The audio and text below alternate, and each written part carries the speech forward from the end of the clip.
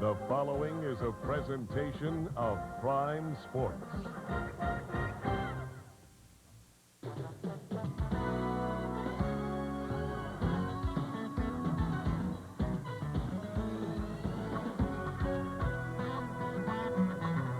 It's Prime Sports Major League Baseball. Tonight, from Three Rivers Stadium, our Pittsburgh Pirates take on the St. Louis Cardinals. Hi, friends, and a very pleasant good evening. Along with Jake Ploger, Bob Walk, Steve Blass, and Greg Brown, I'm Lanny Frattere. The Cardinals are a game back of the Astros in the National League Central, and the Pirates currently find themselves 7 games back. The Pirates need offense, and it may be tonight that Jim Leyland will look to his 4 left-handed batters in the lineup against Todd Stottlemyre. Al Martin, Orlando Merced, Mark Johnson, and Dave Clark are batting a combined .560 against Stottlemyre. Bob Walk is alongside as we broadcast from Section 40 again tonight. In addition to needing offense, Jim Leyland needs a couple of solid starting pitching performances, doesn't he? Yeah, no, there's no doubt about that. You know, Lanny, I think right now that the starting pitching problems are going to come to a head right now. Only 2 guys right now are going out there and giving them a good, consistent effort. You know, that being Denny Nagel and Danny Darwin. Zane Smith has had 3 horrible starts. Elmer DeCen's 3 bad starts in a row. Wagner, I don't even think is healthy right now. I don't know if, you know, when he's going to be back in there on a regular basis. So things could really get ugly right here, and this is a very important time to have good starting pitching. We're playing all these games against the Central Division, and we're 7 games back, and we can move one way or the other, and we need to move forward. It is a gorgeous night in Pittsburgh, and we're pleased to have you with us. We'll provide you with the starting lineups and the start of the ball game on Prime Sports in just a moment.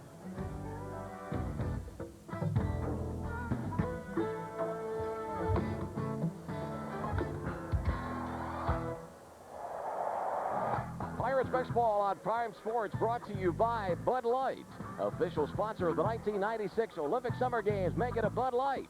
By Dodge. See your friendly Dodge dealer near you. By Midas, auto systems experts. What can we do for you today? By Sunoco, who reminds all Pirate fans to stop into Sunoco and see the changes they're making for you. By Ladbroke, racing's only half the fun. By Giant Eagle, it takes a giant to make life simple. And by Just for Men, the leader in men's hair coloring, blends away gray in 5 minutes.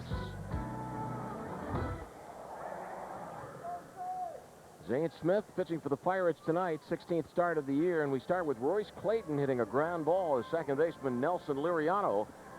So we're off very quickly with the first out of the game. And up 4-3, and Ray Langford batting second, playing center field. It's Clayton, Langford, and Gant, the first 3 in the St. Louis Cardinals batting order, followed by Brian Jordan, Gary Gaetti, and John Mabry, Tom Pagnozzi, David Bell, and Todd Stottlemyre. 1 strike pitch. Flare hit into left field by Jordan, or by Langford rather. 1-out single. The Cardinals had a long first inning yesterday afternoon as they marched on to a 7-1 win over the Bucks. Let's take a look at the Pirates defensively. And you see Dave Clark, Al Martin, Orlando Merced in the outfield. Jeff King's over at third base tonight. Charlie Hayes getting the night off. Nelson Liriano at second. Carlos Garcia also getting a rest. Mark Johnson playing first because Jeff King had to move over to third base. The 3 Pirates struggling the most offensively: Charlie Hayes, Jay Bell, and Carlos Garcia. Ron Gant taking a pitch outside. Gant's average of 244. Bob, you talk to anybody about the Gant sacrifice bunt yesterday? Oh, no, I forgot about that. That was a very unusual play to me to see him do that. In the 3rd inning, after Langford had doubled, Gant dropped down the bunt against DeCen's. Moved Langford to third. Langford scored on Brian Jordan's base hit. And Zane is behind 2 balls, no strikes. Jim Leyland saying on his radio show a couple of times that the last time out, Zane had been dropping his hand, dropping his arms, and everything. The breaking pitch was flattening out. We'll also be watching to see how much Zane uses the knuckleball. Jason Kendall told us he did not, the Pirate catcher did not use the knuckleball glove in St. Louis. Not a good start for the 35-year-old left-hander Zane Smith with a record of 4-5, an earned run average of 452. 2 on, 1 out, first inning. Right fielder, number 3, Brian Jordan. Brian Jordan had 4 RBIs yesterday.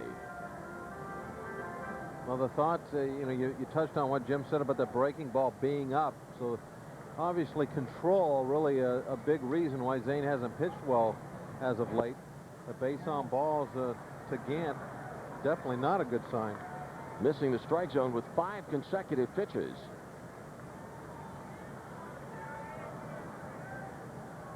Jim Leyland very concerned right now about his starting pitching.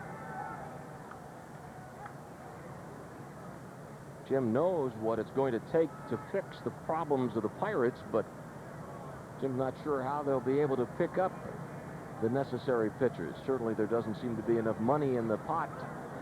Runners going. Pitch a ball. High throw from Kendall.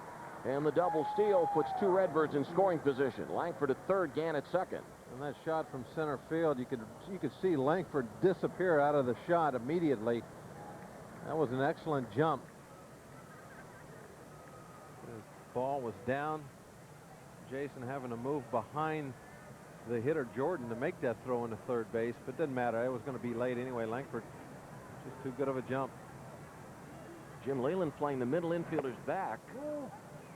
We've seen the Pirates skipper a good bit with 1 out play the infield in that with runner at third base only, but now of course there's 2 men on base. Yeah, with 2 guys on base, you can't really take that chance. And now the intentional walk will be ordered. This will make it 8 consecutive balls. 4 in a row to Gant, 4 straight to Jordan.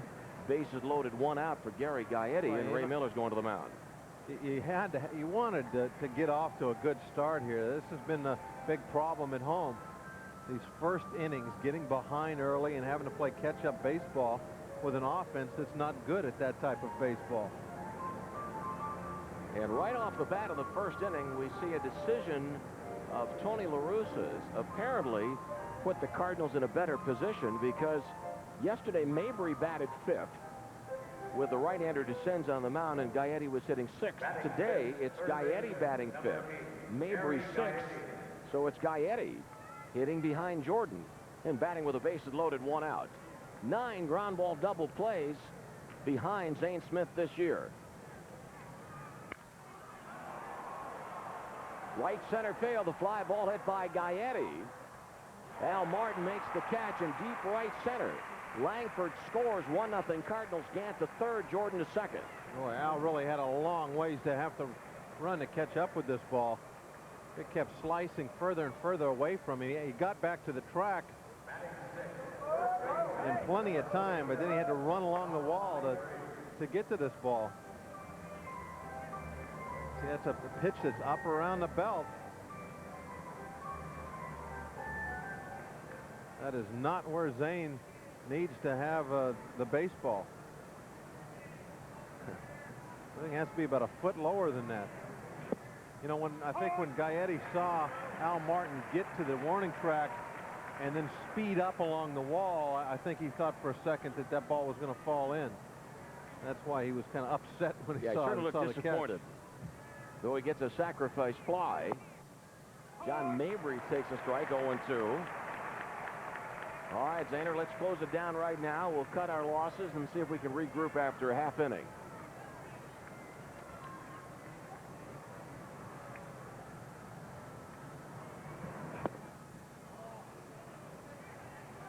Yesterday, the St. Louis Cardinals scored 2 runs in the 5th inning without a base hit, going on to a 7-1 win.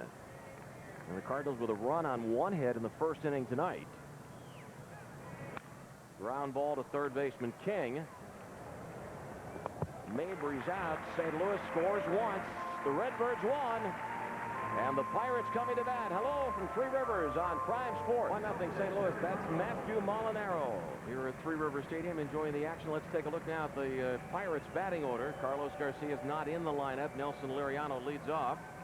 And we talked earlier about the 4 strictly left-handed batters. Al Martin, number 2. Merced, number 4. Johnson in the number 5 spot. Dave Clark hitting 6th.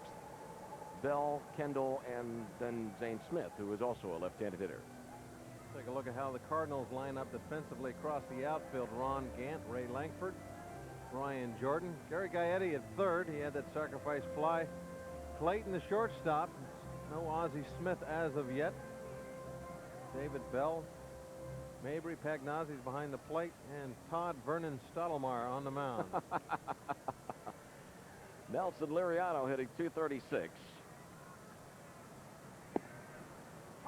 How many big league players do you think there are now currently in the major leagues with the middle name Vernon? I think we're looking at him. The only one? That'd be my guess. Ball off the glove of Mabry. David Bell to Todd Stottlemyre. Scored the play 3-4-1. I'll do that. 3-4-1. Vernon makes the play. Here's another assignment for you for the All-Star break. Yeah. Mabry able to lunge for the ball, slow it down. David Bell was in the right spot, and so was Todd Stottlemyre.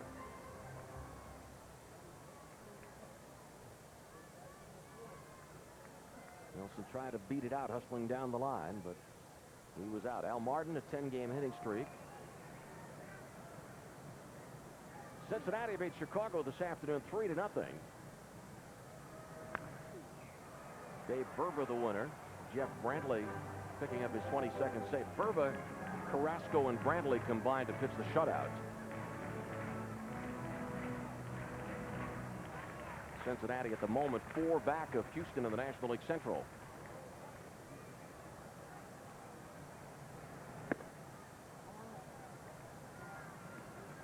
And the Cubs, after the loss, 6.5 behind Houston. The Astros and the Braves no score in the first inning tonight in Atlanta.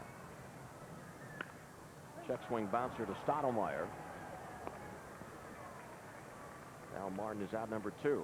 1-0 St. Louis in the top of the inning. Ray Langford scored on Gaetti's flyout to deep right center. That's 7 games back that we were looking at there. You're on the edge of danger zone. You get further back. There you see the circle changeup. That was a good shot right there, the grip of that changeup that Stottlemyre threw. You have the 3 fingers on the outside part of the hand behind the ball. You take that index finger off the ball and lay it on the side, and what you're doing is you have 2 power fingers, the middle finger and your index finger, and to throw a changeup you want to get one of those fingers off the ball. So when you make that OK signal, you're taking the index finger off from behind the baseball and putting it alongside, and you cannot use it to push the ball toward the plate.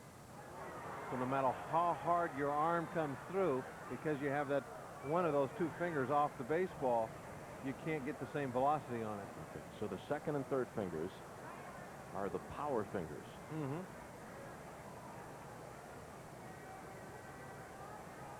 That's what, index and middle finger. Mm-hmm. Breaking pitch outside 3-1. Now, you can take your middle finger off the ball too. Gene Garber used to throw a changeup like that, where you would just kind of bend it in half and put your ring finger and your index finger behind the ball. And I'm trying to show you, Lanny. I'm sure folks at home aren't seeing this, but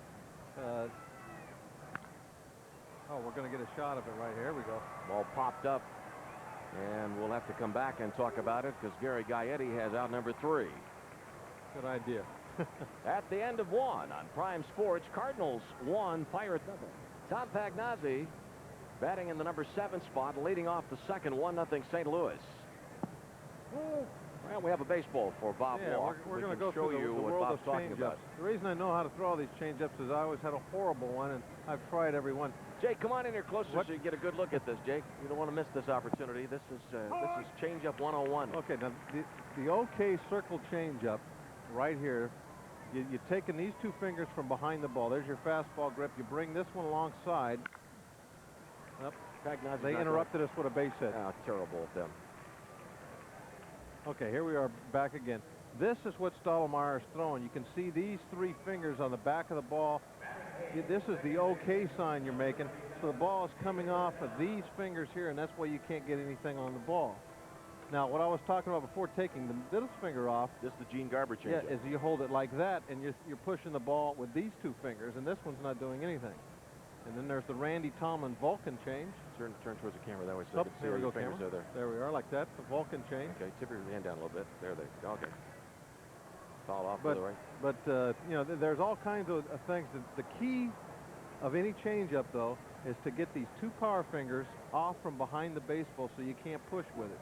Either get one of them off or the other one. And that's what makes it split finger so effective, is because you get the great arm motion, but because these fingers are split off to the side like that, the ball comes out and doesn't have that great backspin. Okay. And so the ball comes out a little slower, and because it doesn't have the backspin, gravity will take a hold of it as it comes through the plate and it'll dive. And that's why the split finger works so well. Okay, while you have the ball, show the knuckleball grip now. Or how Yeah, you threw a okay. knuckleball. How do I No, throw a so, yeah, knuckleball? I mean, how did you throw the knuckleball? Well, actually, it's a fingertip ball. You put your fingertips on it and push. And the ball is actually supposed to come off this part of the hand, the knuckleball, right here. It's supposed to push it, and it'll come off, and the last thing it'll touch is this part of the hand. It comes out like this. These fingers come off the ball like that. Turn Jake's mic on, will you, Dennis? For the changeup now, is the rotation of the arm movement any slower, or? No, the arm movement is complete. See, that's why you hold that circle change, and you take these two balls. See, this finger does nothing. It's just laying on the side of the baseball instead of behind it. So when it's just laying there, all your power is coming from these two, and this one is a weak finger. So no matter how hard you try and throw the ball like this, you can't get the same velocity as you can with those two fingers, your power fingers. So the arm comes through exactly the same speed. The problem with mastering this pitch, though, is you can't have the same control, or it's very difficult to have the same control throwing the baseball with these two fingers as you can with these two fingers. And that's where the difficulty in having a good changeup is being able to throw it where you want to with these two fingers on the baseball behind it, as opposed to these two, because you've been throwing it ever since Little League like this, and that's the way you've been used to doing it. And so it's tough to change like that and still have to be able to throw it with control. Makes sense, doesn't it? I don't know if it does or not. No, I think it does, and we could probably pass the test later if there is one. Stolen base for Pagnazzi, his third of the year. Jason Kendall had a little trouble getting a grip of the baseball. Couldn't get the change up or power otherwise. fingers behind that ball.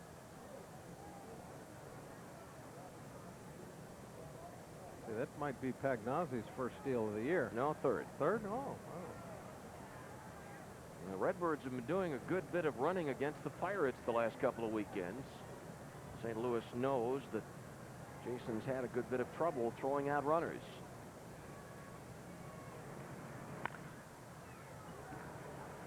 Pagnazzi remains at second as David Bell is thrown out. 1-0 St. Louis at the top of the second. David Bell, the son of Detroit Tigers manager Buddy Bell, and Jason Kendall is the son of Tigers coach Fred Kendall.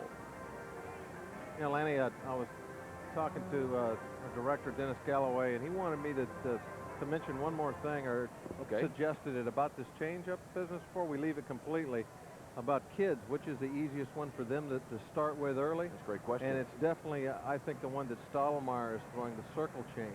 Because if you try to split your fingers out wide and you have little short fingers, you can't do that. So I got long fingers, so I can split them out wide. But the circle change, it would be a much easier changeup to start little kids throwing. And if they get used to it at a young age, then when they get older, it just comes natural for them to be able to throw the ball with those two fingers and throw it for a strike. Well, a lot of folks are concerned about youngsters throwing the curveball too early. Is there a concern about trying to master a changeup too early in life? No. Okay.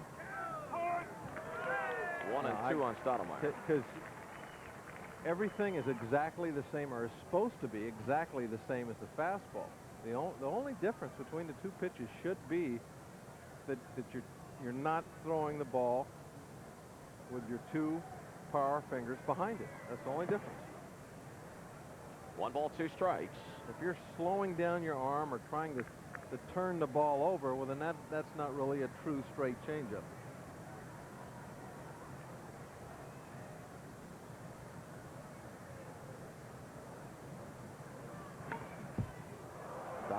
throwing the bat at the ball. Stoudemire, pretty good hitter. 10 hits. And Tommy Reynolds, third base coach, brings the bat back to Stoudemire, son of New York Yankee pitcher and New York Yankee coach Mel Stoudemire.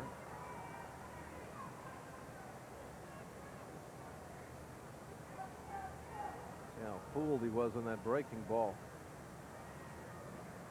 All 10 of Stoudemire's hits singles. That goes flying. Stoudemire strikes out. Need a safety strap on there for him.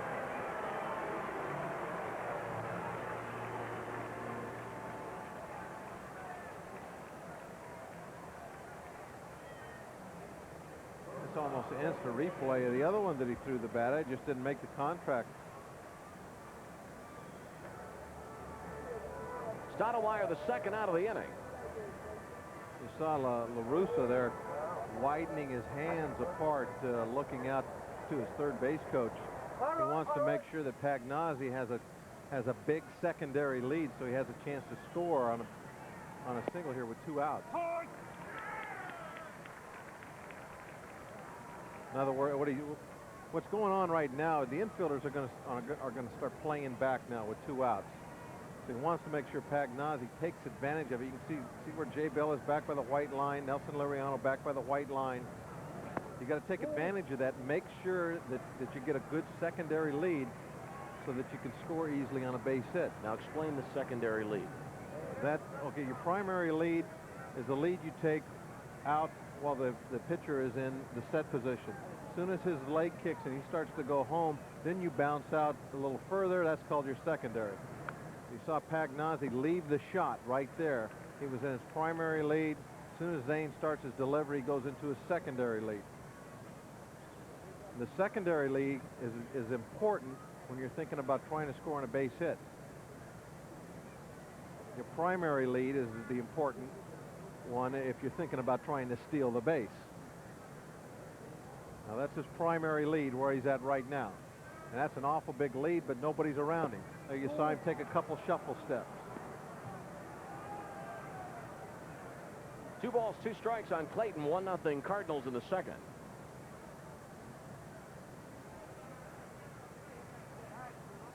Pagnozzi not the fleetest of foot, even though he does have those 3 steals. So he needs to get as good a jump as possible.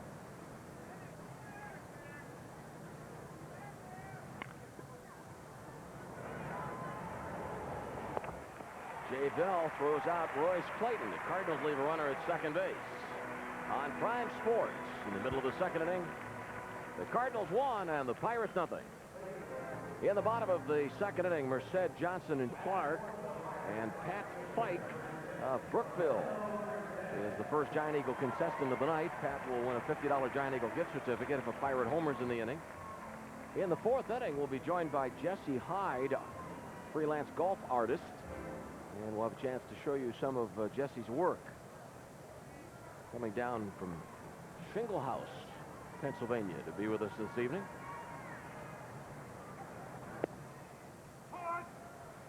Orlando 8 for 16 on the homestand. Merced has hit 3 of his 11 home runs against St. Louis this season. The Bucs and Cardinals playing again tomorrow night and then Sunday afternoon. The All-Star break is Monday, Tuesday, and Wednesday. The All-Star game in Philadelphia Tuesday night. 2 balls, 1 strike. Last pitch, that the circle changeup. If you watch Stoudemire go into his glove, you can pretty much see what he's going to throw there. You saw the 2 fingers on the back of the ball, the fastball, but that's how a lot of pitchers give away the fact that they're going to throw a changeup. You can see the two power fingers right behind the ball. But the way pitchers give away the fact that they're going to throw a changeup and let the hitters know, mistakenly by accident, is when you reach in your glove to get that circle change, because you're bringing the thumb and the index finger along the side of the ball. You have to make your glove a little wider to get it around the ball. And So a lot of hitters will look for that glove to flare open as you reach in to get the ball. They see the glove flare open a little wider than normal. They know that the guy's trying to get a change-up grip.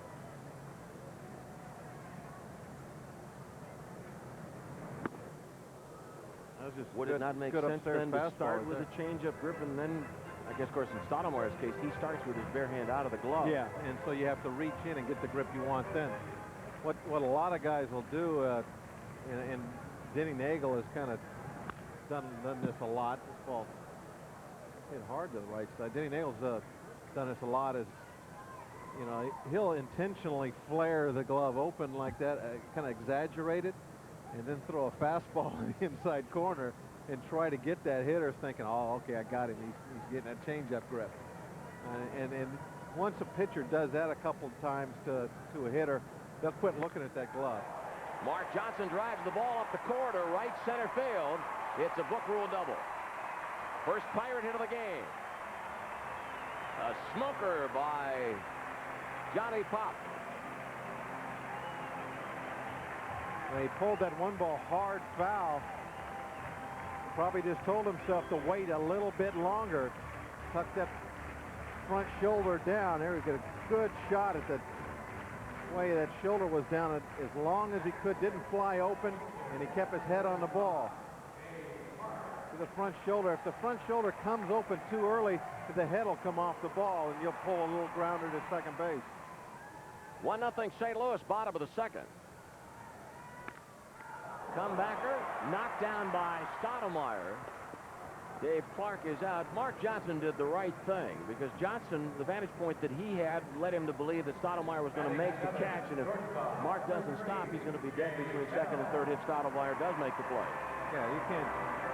You're jumping off. If you're Mark Johnson right here, right, it looks like a comebacker right now. You got to go back to second. Now you see the ball's popped out, but it's too late. You have to stay there. 1-0 St. Louis.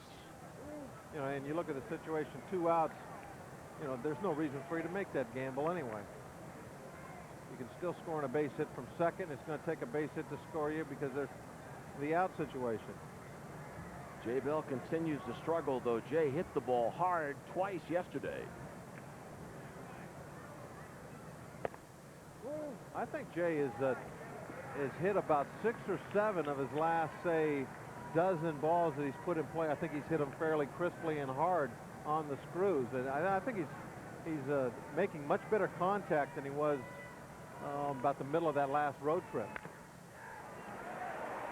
Clayton will hold out of the ball. Mark Johnson told to stay close to third by Gene Lamont. First and third.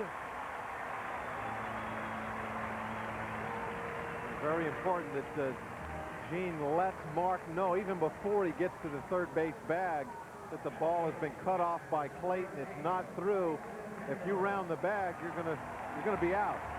So immediately, as Mark is coming to the base, Gene has to be screaming at him, stay on the bag, stay on the bag. The shortstop's got the ball. Jason Kendall batting .340 with runners in scoring position this year. First and third, 2 outs. Pitches low, ball 1. 1-0 St. Louis. The Cardinals posted the run on the first inning off Zane Smith. Gaietti's fly ball to right center, deep enough to score Langford. In this inning, Mark Johnson doubled, moved to third on Bell's infield single. Ground ball up the middle. Clayton throws out Kendall. The Pirates are turned away. Pat Fike, our Giant Eagle contestant, will receive 2 tickets to a Pirates game after 2 on Prime Sports. St. Louis 1, the Pirates nothing. 1-0 St. Louis. Tomorrow we'll be visiting many of our Pirate fans at special Giant Eagle stores throughout the area. Steve Blass, Mark Johnson, and Bob Robertson will be at the Kennedy Township Giant Eagle tomorrow. That's from noon to 1. Bob Walk, or let me tell you where I will be with John Lieber and Nellie Briles at the North Huntington Giant Eagle from noon to 1 tomorrow. Charlie Hayes, Greg Brown, and Elroy Face will be visiting our friends at the Edgewood Town Center Giant Eagle, and Bob Walk will be with Carlos Garcia and Bob Friend at the Cranberry Mall Giant Eagle. Picking up milk, orange juice, vanilla ice cream, Sliced ham. sliced ham, and what was the fifth item? Oh, dog food. Dog food, I got of course. dog food today, though. Oh, we're so you're all right. yeah. Okay. 1-1 on Ray Langford, who scored the game's only run. Did you say sliced ham? Sliced turkey. Sliced There. turkey. No, you said sliced ham, and I Boy, disagreed with you. I know. I would have brought the wrong thing home.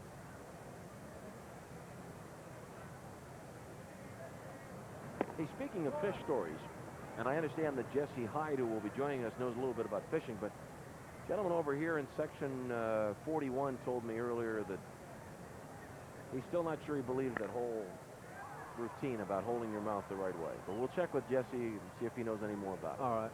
Check that out.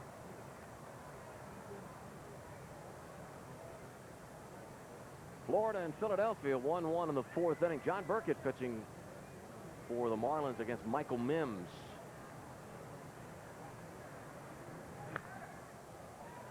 Royce Clayton making a fine play, gliding to his left to take care of the Jason Kendall ground ball.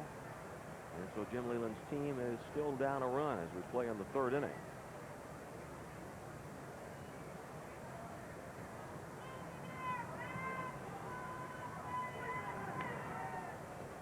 Foul ball back to the screen. Jim Leyland told us that he would probably know later today as to whether Paul Wagner would get the start on Sunday or not. Wags was throwing in the bullpen before the game. Ball in on the hands and foul back out of play. Montreal 2, New York nothing after 1 in Montreal. I talked to Wags after he got done throwing just to see how things went. He said that as far as pain goes, his arm felt fine, but he still doesn't feel like his arm has any light. The velocity is not there. Darwin pitching tomorrow. A good pitch from Zane Smith. Spotted it very well. Zane threw some good breaking balls there to Langford in that series, too, down out of the strike zone where he needs to be throwing them. But I still don't think that that Wags' arm, to me, it doesn't sound like he's 100% healthy. It's normally, you know, he's one of the harder throwers, you know, in this league as far as starters go. He's always been consistently 92, 93 miles an hour. And if that's not there, if he's just getting to the low 80s, then there's definitely something a little long there that maybe needs more rest or whatever. And I think that's what Jim Leyland's thinking about, maybe skipping him Sunday and letting him have the 3 extra days of the All-Star break.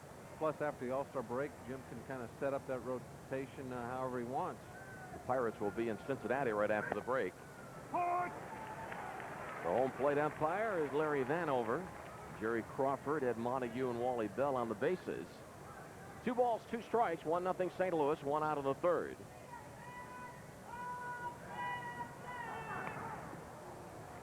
Atlanta and Houston no score in the second inning. Darryl Kyle against Jason Schmidt. Colorado at Los Angeles, later on San Francisco at San Diego. In the National League East, Atlanta's lead over Montreal is 4 games. National League West, Dodgers and Padres tied for first.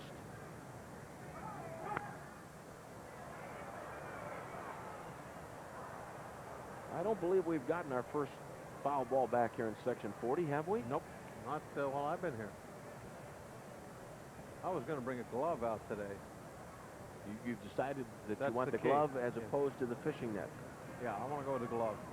Fishing net would be too embarrassing for me to use a fishing net. Ron Gant looking at strike 3, 2 outs. Now this is the Zane Smith that we got used to seeing first couple months of the season. The excellent control, painting that fastball, keeping the breaking pitch down in the strike zone when he throws it, or off the plate inside to the right-handed hitters. That's another spot that he had a lot of success early in the year, throwing his breaking ball. Used it as a pitch to get in on the right-handers with. Ball gets by Jason Kendall. Practicing catching a foul ball. I got it. I got it. Now you look like Kent Biggerstaff. Biggie's famous for sitting in the dugout, just flipping the ball in the air and catching it. Well, he's always got somebody's first hit or something in his hand, getting ready to sign it.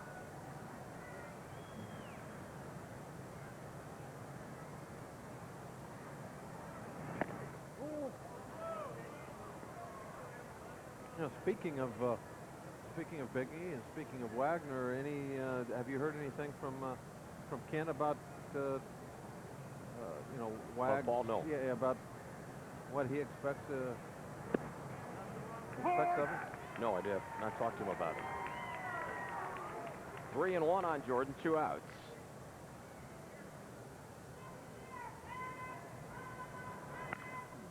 Jordan's line drive to right field.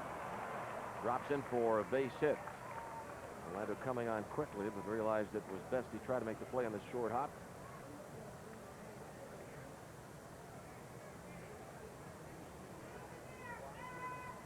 Bottled water, please. We're going to see it again. Yeah, I'll take water also. Thank you, Gal. Bottled water, please. Line drive, Orlando coming on and makes the play off the carpet. I tell you, that ball only bounced a couple inches in front of his glove. It wasn't as far out in front of him as I thought the first time we saw it. Gary Gaetti knocked in the game's only run. Jordan is running. Ball 1. Stolen base. Oh, boy, that was an excellent throw right on the bag. When I saw the jump, I could tell it wasn't going to be a good one and Kendall was going to have a chance. I thought if he made a good throw, Jordan was going to be out. There's the good throw. You know, I'll tell you what, if Nelson waits for the ball and brings the glove straight down, he might get him. Yeah, you saw there in that shot, that was a good view of Nelson catching the ball in front of the bag and having to bring the glove and the ball back to the bag instead of making the catch and bringing it straight down. Just catching it and going straight down is quicker than catching it out in front of the bag. And then not only do you have to bring it down, you have to bring the ball back. Jordan's sliding for that back corner. Runner going again. Gaetti's base hit into right field will drive home the Cardinals' second run. Nelson Liriano trying to shade a bit towards second and keep Jordan close, and there was an extra couple of feet for Gaetti through that right side. You see, with 2 outs, I don't really think that's an important thing for the infielders to be doing. I'd rather them play out there as far as they can, keep their good range, and get the out. If that guy steals third, who cares? There you see all the signs being flashed. But when you try to dog a base runner at second base, that's going to happen sometimes. You're going to be out of position a little bit, and then a ball's going to slip through the hole. But with 2 outs, doesn't make any difference if the guy runs or not. Mabry singles to center. John Mabry had 3 hits yesterday. You know, a lot of times, Lanny, Jim Leland won't even have the third baseman cover the bag when they steal third with 2 outs. For that very reason, he doesn't want the guy playing third running to the bag as a ground ball goes through his position.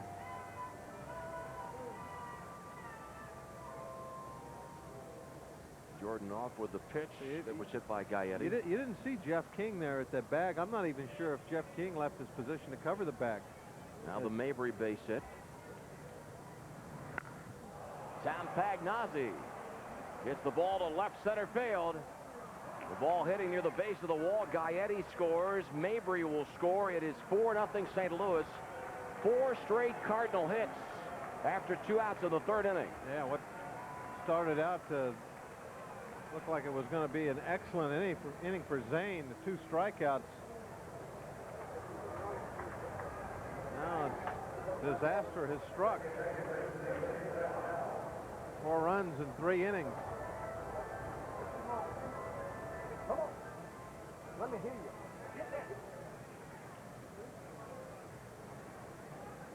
See Dave Clark pull up and decide to play to Karam.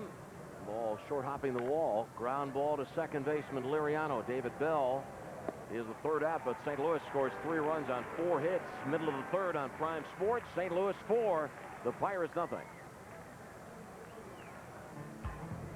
Hi, Heather. Come here a minute. 4-0 is the score. Come here a minute, Heather.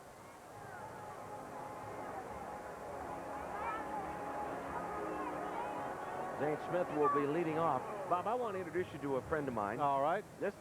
She is a sweetheart. This is Heather Prizak, and she is from Boston, New York, up near Buffalo. How you doing, Heather? Would you like a baseball? Well, that's going to be her second of the day. Oh, you've already got one? Oh, well, now you have to. But Heather was kind enough to bring me a present. She knows I like ties. She brought me a tie today. Right. Uh-huh. Was it a pretty tie? Did you bring a pretty tie? Well, I'll show it to you. It's a baseball tie. It's a bat tie. Oh, okay. I was thinking about wearing it today, but it really didn't go with the shirt, and I didn't think it was going to blend well. But I met Heather's mom and dad. Ground ball by Zane Smith, and first baseman Mabry will make the play one away. About 2 years ago, I was standing outside Gate A, and there was a long line. They were waiting for the gates to open, and I met the Prizaks. They were there, and they asked me, they were in town because Carol's dad was in the hospital in Pittsburgh. And so she asked me to say hello to her dad. I did, and we've become friends. And now I've met their daughter, Heather. She's a real peach of a young lady. Isn't she cute, huh? Well, she's cute, and she has 2 baseballs now. She really made out today. Oh, she almost fired that ball. They're going to be with us all weekend, as a matter of fact. They purchased tickets. I tried to offer them free tickets, but they already purchased their tickets. And will be with us throughout the weekend. Ground ball and another fine play by Clayton, but his throw is low. Liriano is safe at first. That ball bouncing into the stands and back out onto the field. They'll go ahead and make it on down to second. Clayton, just a great job of getting back up off the ground. This is what Ozzie Smith has done so well over the years. Go down onto the ground and bounce back up. But he couldn't get the ball there on the fly, and Mabry not able to pull it out. Look how quickly he gets to his feet after sliding on the ground. It's a base hit for Liriano, an error charged on Clayton, allowing Nelson to go to second. 4-0 St. Louis. And now Al Martin will step in. In just a moment, Jesse Hyde will be joining us. Al takes the pitch down low, ball 1. Martin with 5 straight 2-hit games before today.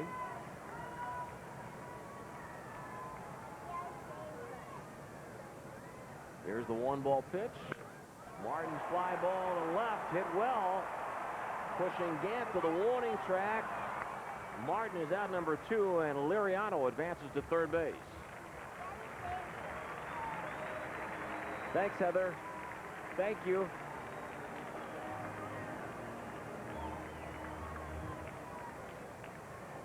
That'll bring up Jeff King. The Pirates were looking to get on the board in the second inning, but Johnson was left at third. Now Liriano tags up and has the opportunity to advance to third base on the ball hit to the warning track by Al Martin. Gant did such a good job of getting back to the wall early and setting up that he tipped it off to Liriano that it was going to be an easy catch, and so Liriano had the luxury of no indecision about going halfway. Was the ball going to be off the wall or not? He got back and tagged up and went to third.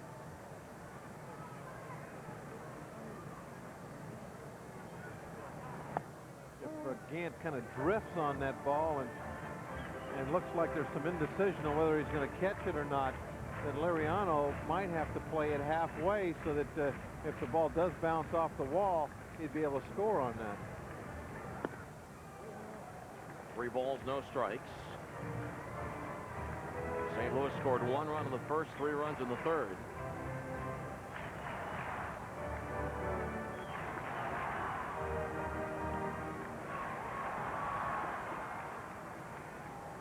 Stottlemyre 7-6 this year, 1-1 against the Pirates.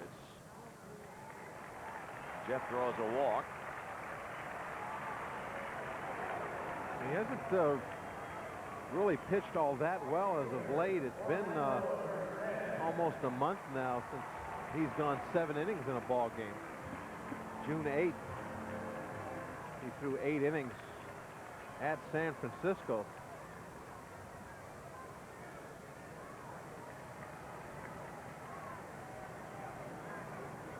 beat us on the 30th of June. He only pitched 6 innings, although he did a good job in those 6 innings, only giving up the 4 base hits.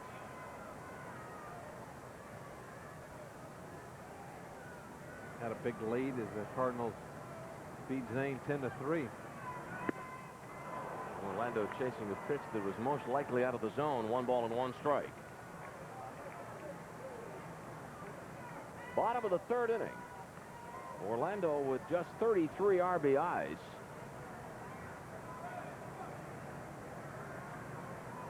Two outs, runners at first and third.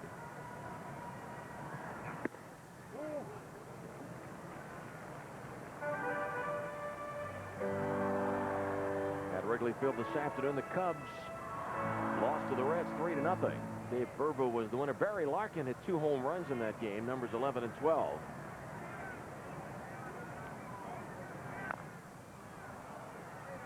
One ball, 2 strikes. In the American League, Chicago and Cleveland no score in the 4th inning. Wilson Alvarez against Oral Hershiser. You know, you were talking earlier, or we were mentioning earlier, about Ron Gant putting down the sacrifice bunt in the 3rd. The other thing that raised some eyebrows after the game yesterday, or during the game late, Jeff Parrott coming in, even though the Cardinals had a 7-1 lead. Just was outside 2-2. Just to get 1 hitter. There was 2 outs in the 9th inning, 7-1 lead, and that was the move that was made. And really, I didn't understand it at the time, but he came in, got the hitter. The game was over, so I really didn't think much of it after that. But that's Tony La Russa taking caution to the extreme.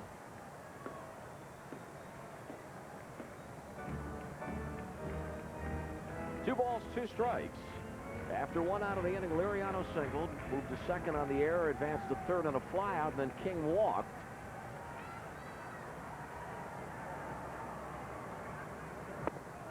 Brissett strikes out, and for a 2nd straight inning, the Pirates leave runners at 1st and 3rd. After 3 on Prime Sports, the Cardinals 4, the Pirates nothing.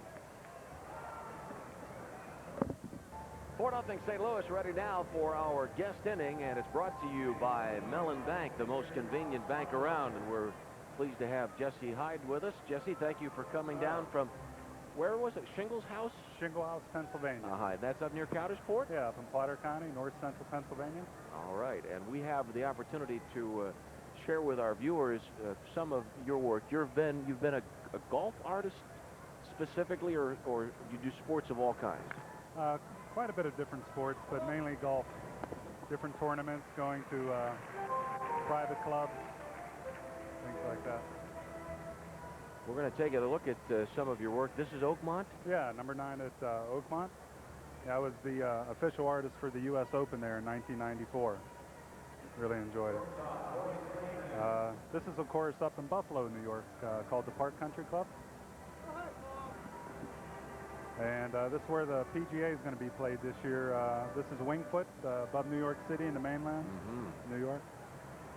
And this is Marion, down around Philadelphia. I thought that was Bob Walk's house there for a moment. Where was that, in Marion? Okay. Yeah, Marion, Philadelphia. There were no weeds growing around. It couldn't be my house. No, here's Bob's house now. Yeah, this is in Baltusrol. I was the artist at the '93 U.S. Open also, and sold lithographs of that print. And you have one of the 18th of Oakmont, I think, coming up also. Now, do you only do so many prints of your work? Yeah, it's limited. 300. Like the U.S. Open's probably around 500. When did you start? There's a pop-up by Royce Clayton and Jay Bill goes out tour. When did you start painting for tournaments? Actually, the first tournament I did was 1993, the U.S. Open at Baltusrol, New Jersey. Now, how does one become the official artist of a? Well, I did a few paintings of the course in past years, and I did one of the paintings that you saw up there, and the club really enjoyed it and thought that doing the print of it during the Open would be successful. They were right. Yeah, we had a good time. Other sports that you do, or that you've painted? I've done a few baseball portraits, but Broken bat base hit by Ray Langford, his second hit of the game. But mainly golf. You know, I was noticing most of the golf pictures was of the fairways, and it's nice to be able to see those. Normally, I don't ever get a chance to look at a fairway. You know, and now I know what they look like. They're kind of beautiful, real short grass. Yeah. You know, you kind of could see a little bit on the edge over there in the trees where normally I like to stay, but the fairway shot was okay, I guess. Yeah. Now, do you do streams and hunting pictures as well? Yeah, I used to. I just returned from Alaska. I was commissioned to do a painting of a fishing lodge southwest of Anchorage. Now, you like hunting and fishing a lot, and I love it. You know, one of your hobbies. Is it easy to combine two hobbies, the painting and the fishing and stuff together? Is that what you would prefer to do? Is that the most fun thing for you as far as your painting? Yeah, I like combining the two. Same thing with golf. I love to play golf, and I get to do my paintings and enjoy the sport. So it's very natural for Right. you then to do those two things. Mm-hmm. Oh, that's Yeah, a lot of fun. 4-0 St. Louis. Count 1 and no strikes on Ron Gant, which is outside 2-0. Now, Bob said two hobbies, but is painting a hobby for you, or is that how you make your living? Well, I make my living in that, and I also teach art up in Shingle, Pennsylvania, Oswego Valley School District. Are you going to be painting any pictures from this last fishing trip you went up to Alaska, did you say? Right. You're going to have some pictures from them? Right. The owner of the fishing lodge commissioned me to come up and do a painting of Well, the now, stream and that. As far as you take photographs Right. and paint from the photographs? Right. Yeah, okay. And I got a week's fishing in on top of it. Well, that's a pretty good deal then to work those two Right. things in. So actually the commission of the fishing lodge kind of came first, and then you went up and to take the pictures and get the fishing in. Yeah, we were fly fishing for rainbows. Yeah, it's a catch and release. Yeah. They were just huge rainbows. So are you going to have some pictures of that too besides the lodge? Some pictures maybe? Well, of I'm going to have fishing the in owner stream? out in the stream fishing. Oh, okay. there So that way you catching can get a a fish. return engagement of having the owner out there. Well, I took my father there last year and made contacts there, and was able to return this year. Runner going 2-1 pitch followed back. You're politicking for one of these pictures, aren't you? Yeah, I wish I could paint. That's, you know. Well, Tommy Just Sand. paint by number. Yeah. Well, did you know yeah. about Tommy Sand, our first base coach? Yeah, he's a famous paint by number artist. He's done what? How many? 2 works so far? Yes, it's 2. Well, no, 3 now. 3 now. 3 paint by number works. And We're serious, Jerry, by the way. And one of them, Jesse, I mean, excuse me. One of them he sold for, I think, what was it, $22 or something like that? I got $200 at my golf tournament when I auctioned it off last year. Seriously. Great. Of course, we had pirate autographs on the other side of it. That's what. But so we knew that in case the picture didn't get everybody excited, the autographs might. Yeah. Yeah, Tommy's it's how he spends much of his free time on the road, just paint by numbers. 2-2, 3-2, 1 man on and 2 outs. Ron Gant, the batter, 4-0 St. Louis. Now, all the fishing that you've done. Well, here comes the question. Here comes the question now. Most of Pirate territory knows that Bob Walk maintains that to be a good fisherman, you have to hold your mouth right. Have you ever heard of that? Heard that saying I've before? definitely heard that. Okay, I'm not saying you have to hold your mouth, but it is a saying that Lanny had never heard of before and thought that I was pulling his leg. It is true, Jesse. Oh yeah. It's an But old, old thing. But he won't tell me or show me how. No, It's an individual thing. well, and I explained to you too. The weather comes into play, the species of fish you're going for, all that comes into play of how you hold your mouth. I mean, there's not one way. You wouldn't obviously hold your The mouth weather, the same the way. species of fish. Let's say let's say you're going for walleye. You wouldn't hold your mouth the same way you would be fishing for tarpon down in the flats of Florida, right, Jesse? You wouldn't do that. Jerry, Jesse, is this a fish story?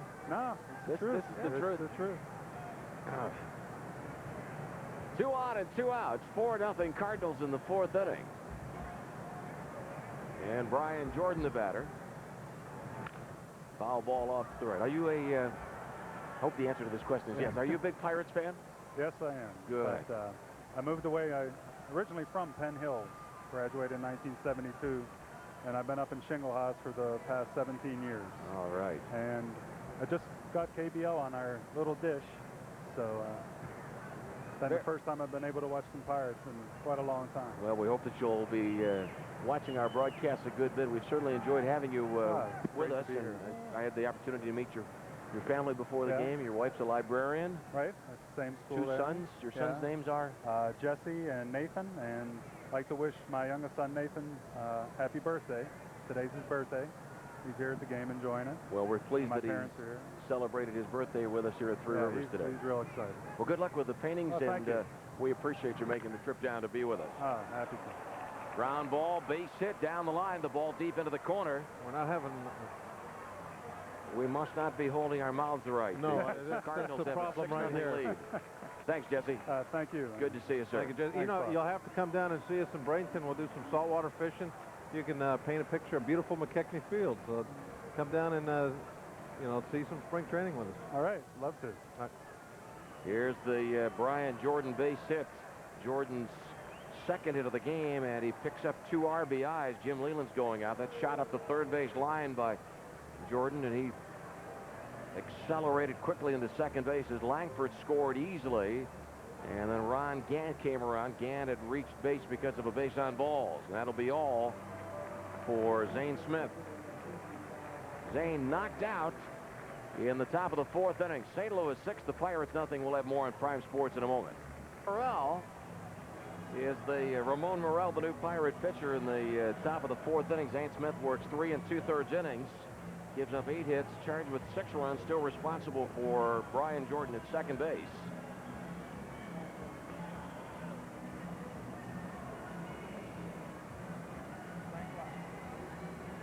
Gaetti will be the next hitter, followed by Mabry.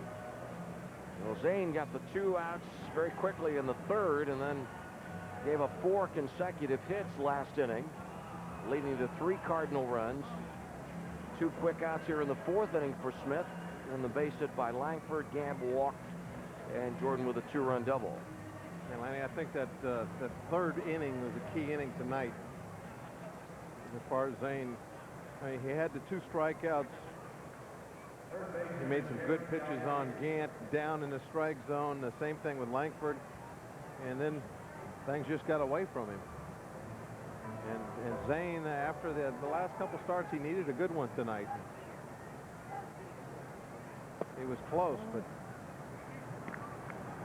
both times 2 quick outs, and then it got away.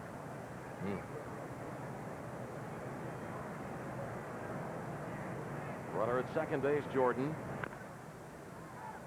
Boy, not good news for the Pirates, who were hoping to have a say in the National League Central Division race.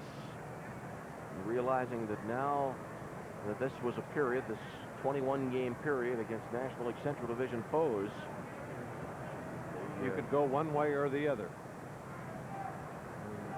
The Pirates are starting to move the opposite direction. Wasn't that long ago, only the Sunday night in Miami, we were a game and a half out. And they need to turn it around quickly. So in the span of just over a week and a half, a drop of 5.5 games in the race, 2 balls and 2 strikes.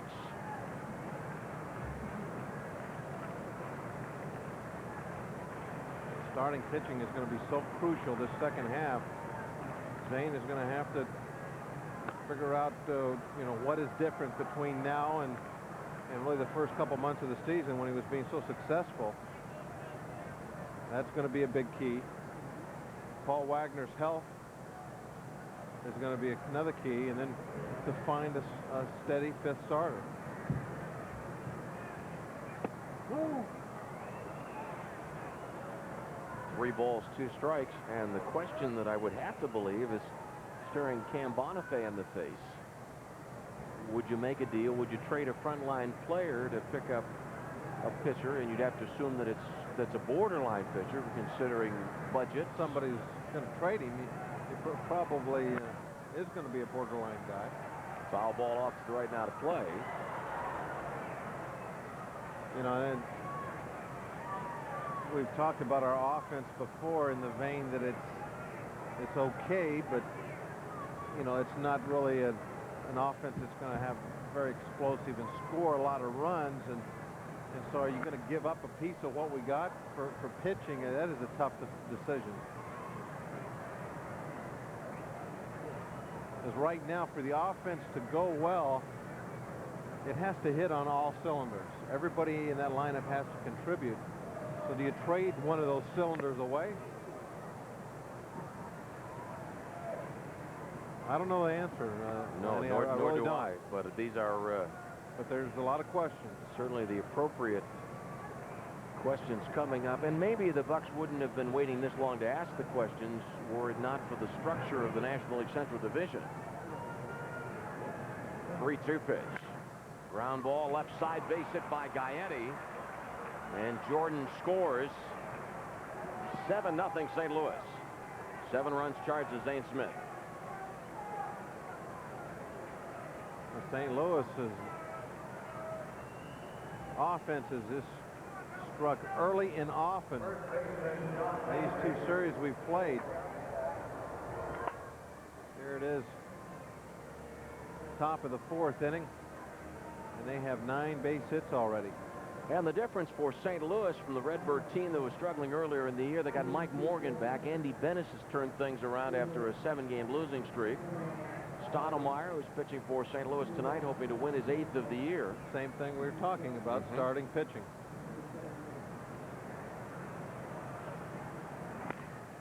Ground ball, Mark Johnson makes the unassisted play, but the Cardinals score 3 more. In the middle of the 4th on Prime Sports. St. Louis 7, the Pirates nothing. 7-0 St. Louis after 3.5 innings. Let us go now to Jake Ploger. Jake, where are you? Thanks, Lanny. I'm out here in the stands with probably the man who every night in the stadium is the most popular person in Three Rivers Stadium, Carl Truss, who works the fan cam, which you can see up on the Jumbotron. Now, Carl, how do you figure out which people you're going to show on the camera? Well, we look for people who are excited, who are having a good time, and are into the game, and showing a lot of interest in the ball club and the players, and then getting caught up in the excitement of things. Now, what's the craziest thing anyone's ever done to get on that camera? Well, I don't think I can really talk about it. But one of the most exciting times I had was during the 92 division championships when this place was packed. It was filled to capacity.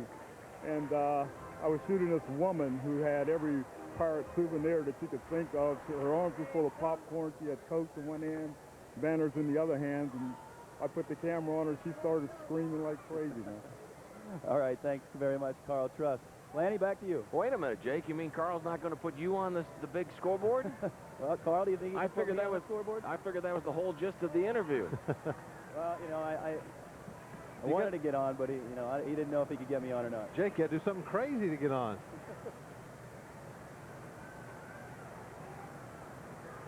Tom Pagnozzi wants this fastball inside. Stottlemyre right there. So working with us is not crazy enough to get on the scoreboard. Apparently not. How come we haven't been on the scoreboard either? Well, that's for good reason. George Holmes of Aliquippa, our Giant Eagle contestant in the 4th inning. Mark Johnson doubled in the 2nd.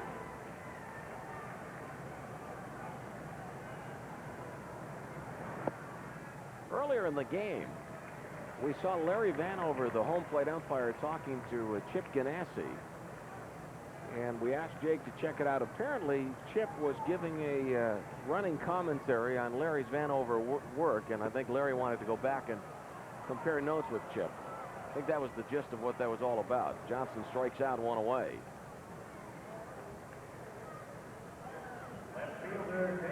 Well, I don't think Chip is in that same seat anymore. You think he was ejected? I don't think he was ejected. I don't see him. He was sitting back there next to Kevin, wasn't he? He was, and next to his wife, Kara. Gil seems to think that Chip was tossed out. Well, I got to find out officially so I can make a 4x6 card on it. Dave Clark, the batter. Want to send along our best wishes to good friend Bunny Panapinto, who's celebrating a birthday today. Bunny is the daughter of former Pirate president, the late Carl Barger. Our good friend Ken Wonderly who covers the Pirates for Washington and Johnstown's papers, celebrates a birthday on the 5th of July.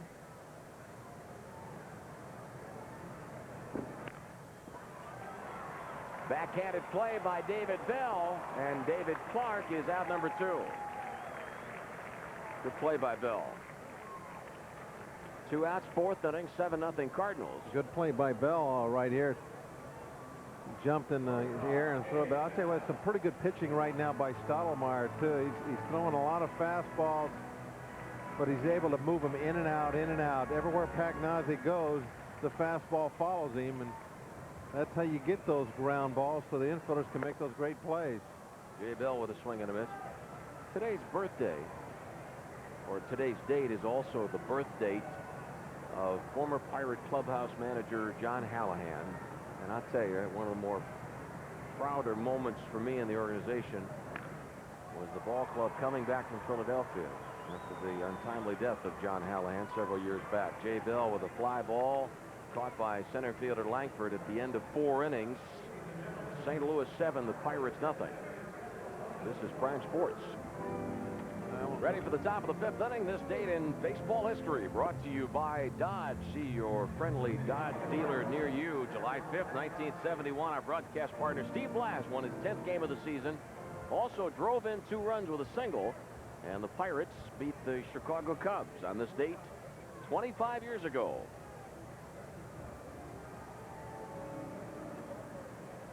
The Flaming Dutchman winning number 10 on this date in 71. The original. The original Flaming Dutchman. Fly ball, right center field. Martin and Merced come together. Tom Pagnazzi flies out. Speaking of Steve, I think Jake is going to see if he can run down Steve's dad. Oh, Steve's the original Dutchman. What's Steve's dad? I don't know, but Steve told us in St. Louis that he was the original Flaming Dutchman. Yep.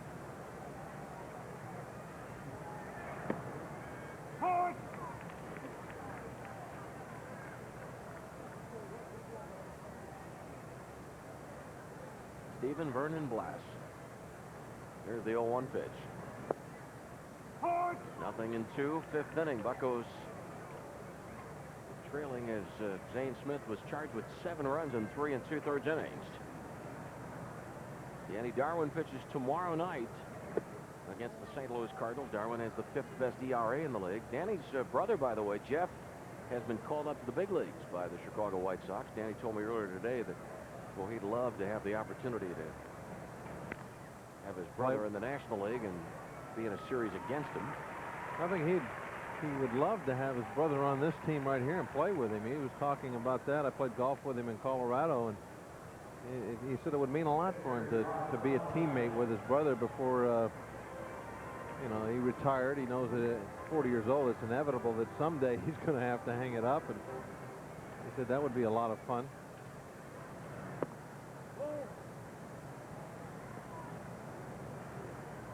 Is his brother a starter?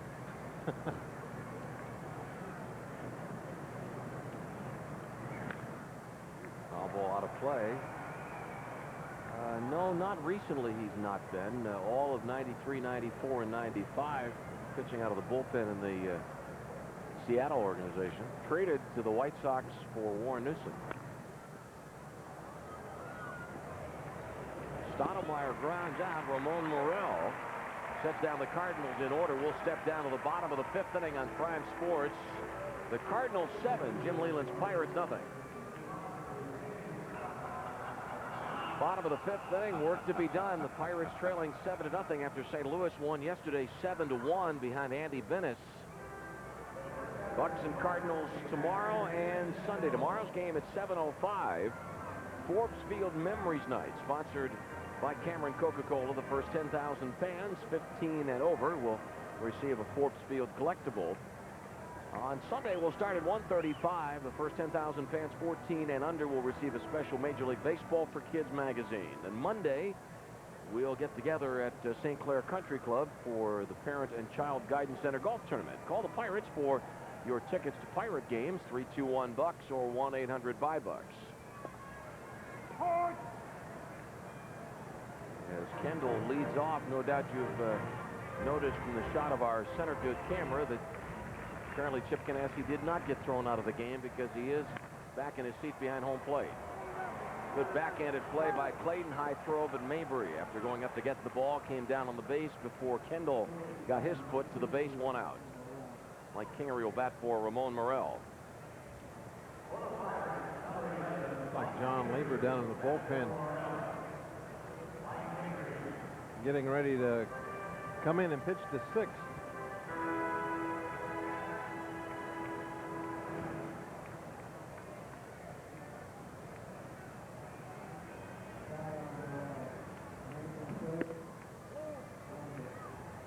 Ramon Morel works an inning and a third, retiring 4 of 5 batters.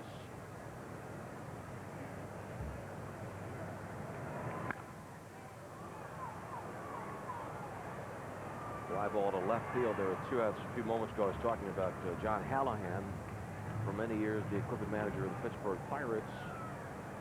And after John's death, the Pirates were in Philadelphia, and the team arranged for a charter airplane to bring the ball club back from Philadelphia early the morning of John Hallahan's funeral. Dawn flight out of Philadelphia. And then right back to Philadelphia to play that game that night.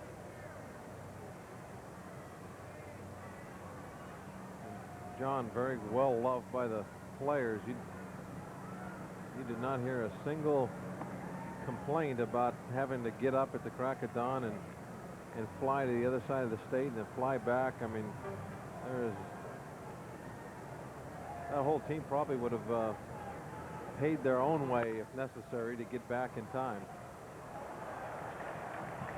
1 ball and 1 strike on Nelson Liriano. There is a plaque outside the Pirate clubhouse that remembers the work of John Hallahan on behalf of the Pirates.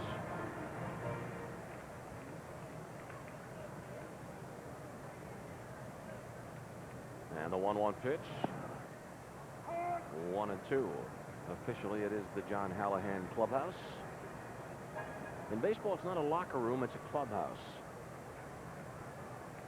The guy that runs the team is not a coach. He's not the head coach. He's the manager.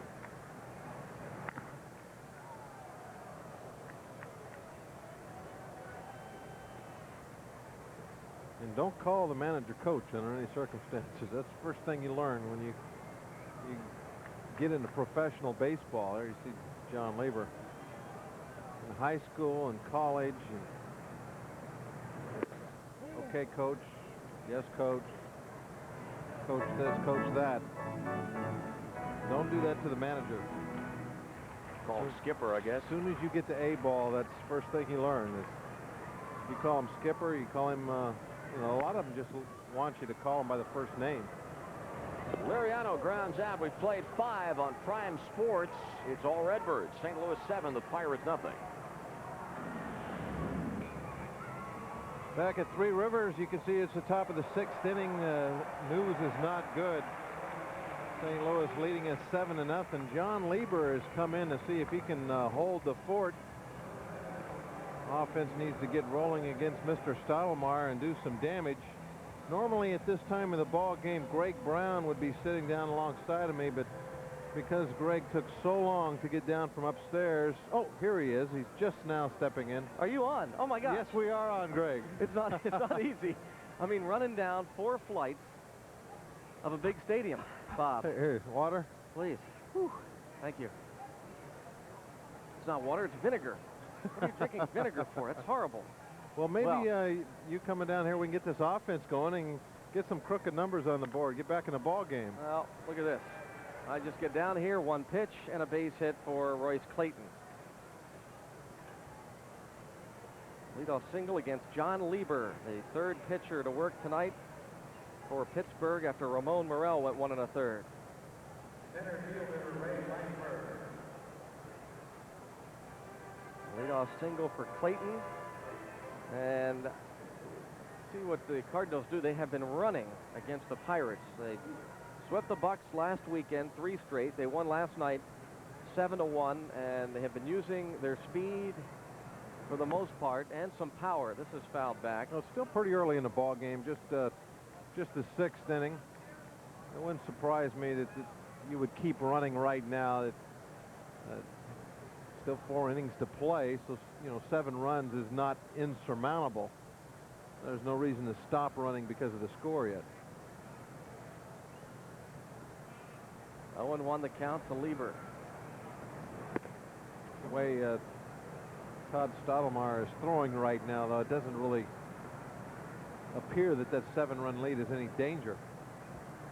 He's gone, what now, against the Pirates in his last 2 starts. 11 innings, giving up 1 run on 7 hits. 1-1. Fly to left center field. Al Martin going over, and the left fielder Clark is going to make the catch in left center. So 1 away in the top of the 6th inning. Clayton remains at first, and now Lieber will face Ron Gant, who walked twice against Zane Smith and singled and scored. Now, I thought when Zane struck out Gant in that 3rd inning, it looked to me like Zane had got himself back to where he was the first couple months of the season. He really made some nice pitches, both to Langford and Gant that inning. And there's a drive to left field. Clark going over, and Clark is there at the warning track to make the catch. I think that ball was hit off the end of Gant's bat. Didn't get it on the sweet spot, and it got up in the air and died.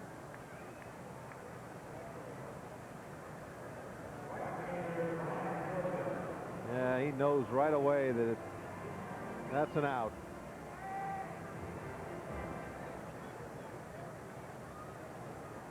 Two outs. Here is Brian Jordan. By the way, Ozzie Smith, we understand, will be Stan Savern's post-game guest on Talkin' Bucs, so you want to stick around for that interview and a chance to talk to the Wizard of Oz, who has announced he'll retire after this year. He'll be Stan Savern's guest on Talkin' Bucs coming up after this one on Prime. And we believe that Ozzie Smith will start tomorrow night's game. 3rd of the 4-game set. Brian Jordan has hit safely in 8 straight games. He's been on base 3 times tonight. An intentional walk, a base hit, a stolen base, a double, 2 RBIs, and 2 runs scored. And he was 2 for 4 with 4 ribbies last night and a home run. He is hot. Bob Walk got a chance to talk to him on the radio side. Brian Jordan, look at this. Now that is a picture, huh? There's Gil Lucas, the executive producer of Pirates Baseball on Prime Sports, with the Pirate Parrot. Gil often dons the costume. Yeah, normally that's Gil inside there. Gil taking the night off. Yeah. And we appreciate the Parrot allowing him to do that. If you're at the ballpark, make sure when you see the Parrot, you can say, "Hey, Parrot," or "Hey, Gil." Either one. 1-2 pitch. He got him looking. Back to the leadoff single. Good work from John Lieber. We'll go to the bottom of the 6th. It is 7-0 Redbirds on Prime. Bucs have a lot of work to do. Let's go down to Jake Ploger now. Thanks very much, Greg. I'm here with Pirate broadcaster Steve Blass's father, who was in town taking in the game today. And Mr. Blass, talk a little bit about Steve's career and what your most memorable moment in his career might have been. Well, when you're talking to me, I was sitting probably over there in that 3rd game, and when the game got over, I took off. I think I had about 7 beers sitting under my seat that I never finished. I went across that top of that dugout, dodging about, I look probably like Taylor going across there. Everybody screaming, jump off, and then finally Steve recognized me, saved my life probably. Then I get down there, and Tony Kubek is trying to talk to Steve and trying to talk to me. And finally Steve nudged me and said, "Dad," I'm talking to the groundkeepers, because I've never done this kind of stuff. But he did everything that I always wanted to be, and he's my hero. And he loves Pittsburgh. I love Pittsburgh, and I think Pittsburgh loves him. Absolutely. Yeah. Absolutely. Of course, Mr. Blass was referring to the complete game win that Steve got in Game 3 of the World Series when the Pirates won it. Thank you very much, Mr. Blass. I appreciate it. Enjoy the rest of the game. Greg, back to you. Jake, thank you. And I know Mr. Blass loves beating his son in golf these days, too. I saw it firsthand. Mr. B is in town. Steve upstairs doing the radio stuff as Jeff King swings and misses. There's Steve. All right. When he sees the monitor, he'll wave when we get a chance. 1-1. Jeff King at the plate. 2-1. Count to King. Todd Stottlemyre is rolling along here. He has set down 8 in a row. He's allowed just 3 hits.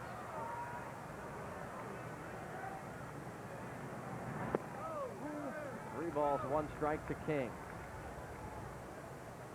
Yeah, he was rolling along in St. Louis with a big lead last time that we faced him, and he only went 6 innings. Right side and through, a base hit. 1 out single for King. He's on base for the 2nd time tonight.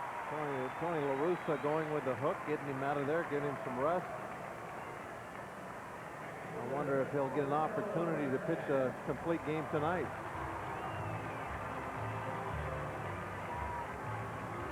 Jeff King is just having a fantastic year, isn't he? Tough. 20 homers, 62 runs batted in. First guy since Willie Stargell to have, or first Pirate since Willie Stargell to have 20 home runs at the All-Star break. Stargell did it in 73. Elmer said. Drive foul and headed out of play. Into the bullpen.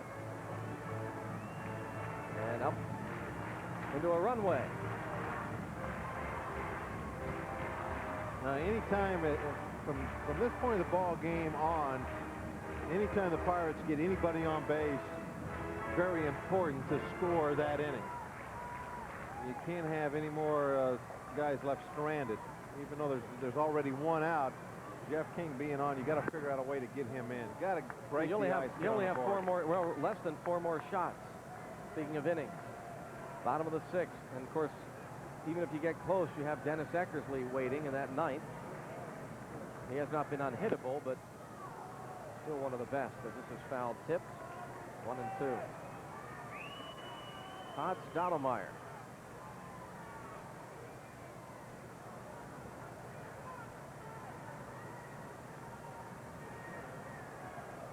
Three means slider.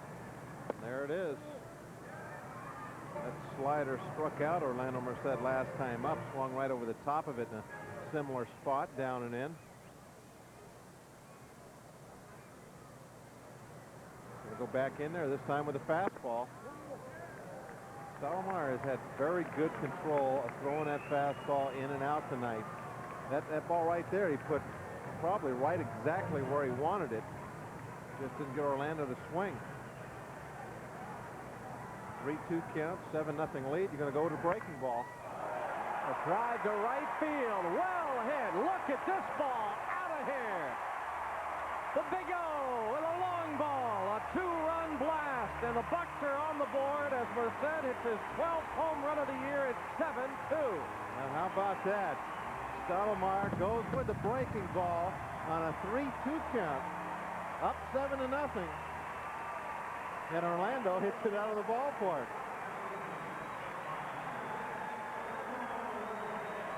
There you see the 3 put down.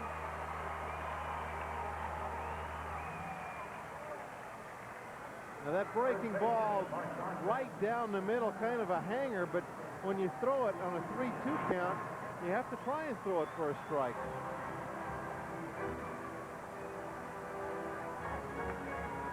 Orlando Merced's home run.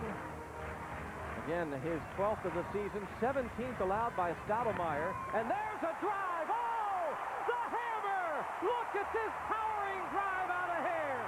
Back-to-back jack for the Bucs. And it's 7-3. Bart Johnson's 6th home run of the year. A towering home run to right off Stottlemyre.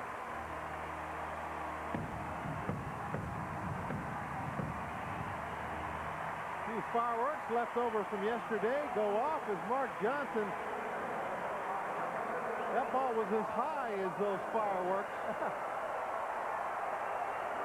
Whoa, had a double back in the 2nd inning and now adds a home run here in the 6th.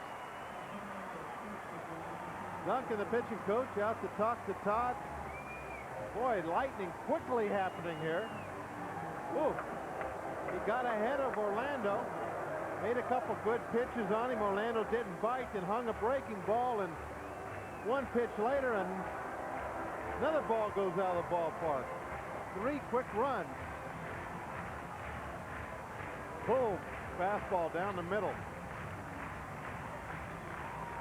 You can see how high that ball was traveling. That ball up around the top of the stadium. Very close to hitting up, not an upper deck, but certainly that third deck at the ballpark. Dave Clark takes a strike. Back-to-back dingers, and finally the crowd, really the last 2 games against the Cardinals, crowd has not had a whole lot to cheer about, but a little bit of a wake-up call. Oh, this one, Dave Clark going to be robbed because of the mound. Clayton, great range, but that ball really slowed down once it hit the pitcher's mound. Well, Dave is very good at hitting the ball back through the middle, and most shortstops cheat him up that way. There you see the big bounce off that slope, and Clayton standing behind second base just waiting for it to come to him. Bell takes ball 1. Infield single and a fly ball to left center. Oh, good fastball, 1-1. Stottlemyre, besides being able to spot that fastball in and out, he throws very hard. He's got excellent velocity.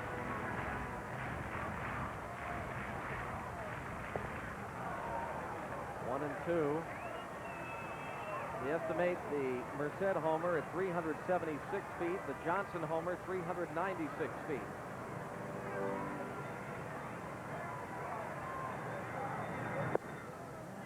Two and 2. Bell doesn't offer this time. So 3 runs home in the bottom of the 6th inning. And now at least the Cardinals are in sight. Popped out of play. Bob said it. You get a man on, as King did. He singled to right field with 1 out in this 6th inning. And you got to find a way to get him home. Well, the Pirates did that. 7-0. You got to score when you get somebody on late. It's late in the ball game, second half of the ball game. Can't strand any more runners. 3 and 2. No action in that Cardinal bullpen either, by the way. Imagine if you see ball 4 right now, somebody's got to get up and start tossing, though. Payoff pitch. He got him swinging. Bell frustrated, strikes out.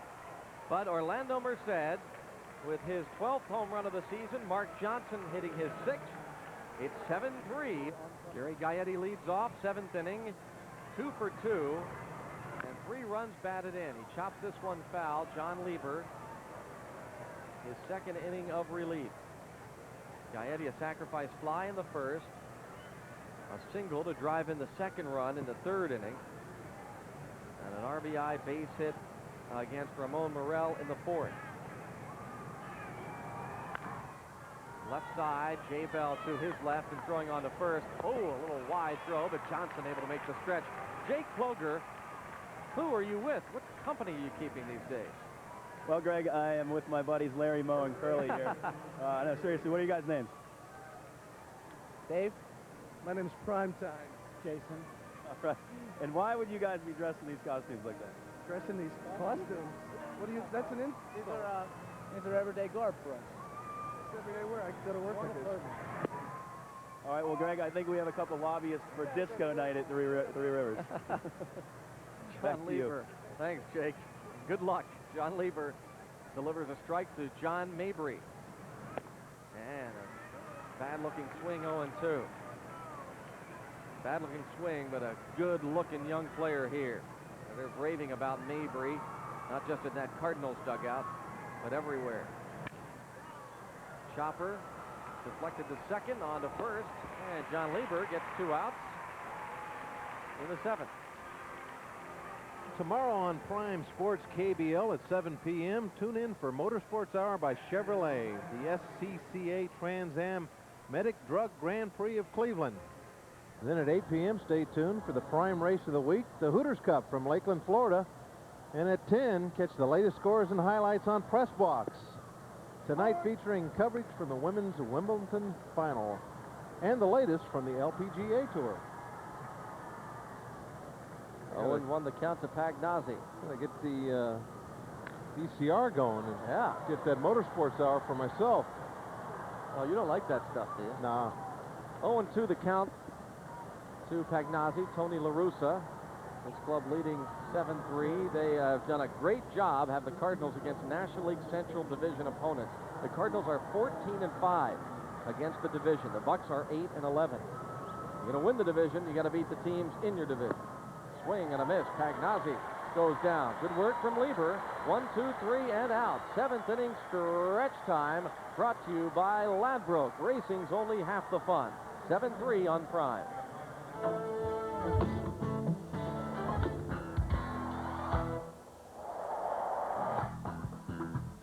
Pirates baseball on Prime Sports is brought to you by Dodge. See your friendly Dodge dealer near you. By Pep Boys. Everything but gas. By Fram Oil Filters. And by Odor Eaters. Now with Arm & Hammer baking soda.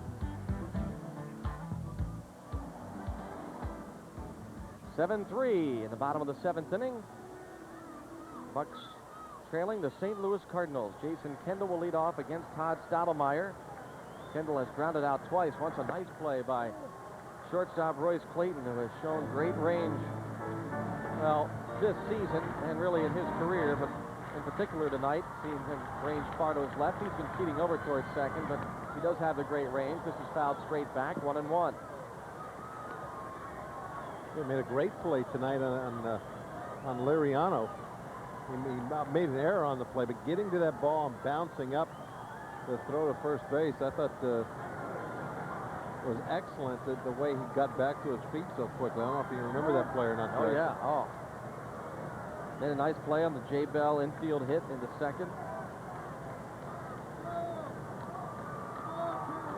But that play he made in the second inning on Jason Kendall to rob him of a hit.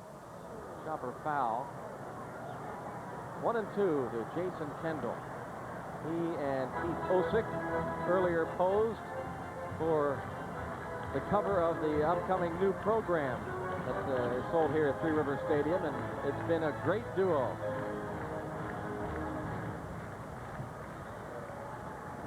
One ball, 2 strikes. We're talking about family ties in this game. This is bounced all the way back. You've got Jason Kendall, whose father, Fred, played for the San Diego Padres and is manager of the Detroit Tigers. Fred Kendall is the bullpen coach of the Detroit Tigers. The manager is Buddy Bell, whose son, David, starts at second base tonight for St. Louis. Todd Stottlemyre, his father, of course, Mel, longtime pitcher, and this year pitching coach for the New York Yankees.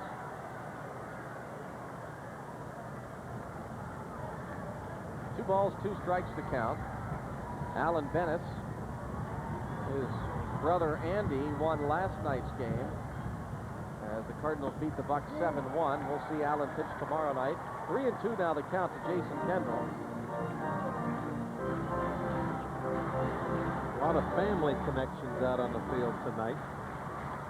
First base umpire Jerry Crawford, his father a former umpire. And Stottlemyre gets the strikeout. Jason Kendall. And Shag Crawford, longtime umpire. That slider, that one there, not much lateral movement to it at all. That ball just went in and dove straight down. John Wayner going to pinch hit for John Lieber. Bucs are down 7-3.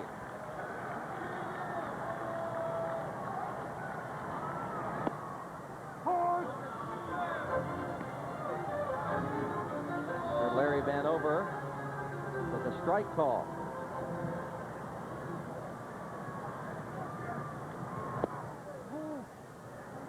One ball, 1 strike now to John Wayner. It looks to me like Stottlemyre can throw 2 different sliders. There's one that you could actually see a lot of sideways movement to it, but this inning almost all of his breaking pitches have gone up there and gone straight down.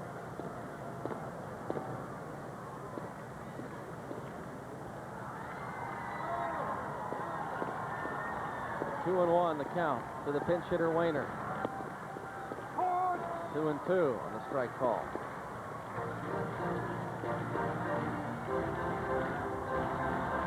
Stottlemyre, very unusual the way he takes the sign there. You see the 3 put down. He'll be throwing another slider. Oh, got him looking. He dropped down a little bit, tried to flatten that slider out. Froze Wainer with it. Didn't come straight over the top. Actually, a little 3/4 with the pitch. Started it inside, and it just came back enough to catch the inside corner.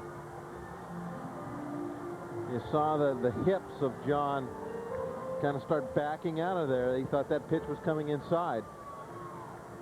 As soon as those hips start to bail out, you're done. Then the only swing you can have then is what the hitters refer to the emergency hack. You just try to foul the ball off.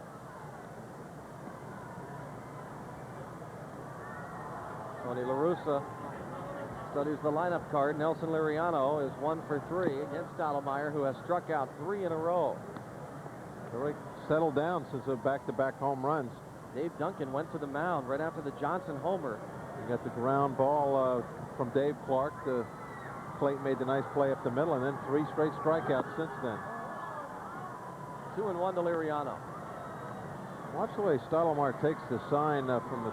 He's got his left foot out in front of the rubber, which technically is not the correct way to take the sign when you're going to pitch from a windup.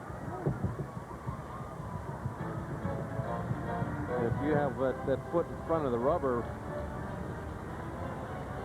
you're supposed to come to the set position. If you take a sign, see how he's got his left foot is actually in front of the rubber. Out of play. But that rule not really enforced very often. Rick Russell used to stand like that, kind of caddy corner to home plate an awful lot. That's where I actually learned about that. An umpire had told me about Russell doing it, but Rick had been doing it at that point for about 12 years, and he said, we're not about to change him now. So. Oh, is that right? Yeah. Second walk allowed by Stottlemyre. See La Russa looking out to Pagnozzi, wiggling his hand, making that go talk to him motion. This is just to buy a little time. La Russa wants Pagnozzi to go out and stall. Is that Honeycutt? Honeycutt looks like he's ready. Now La Russa's going to go out, and he's going to make a double switch as he goes to Vanover first. The last out was made by Pagnozzi. Let's see who he's going to bring off the field. It's going to be Mabry. John Mabry,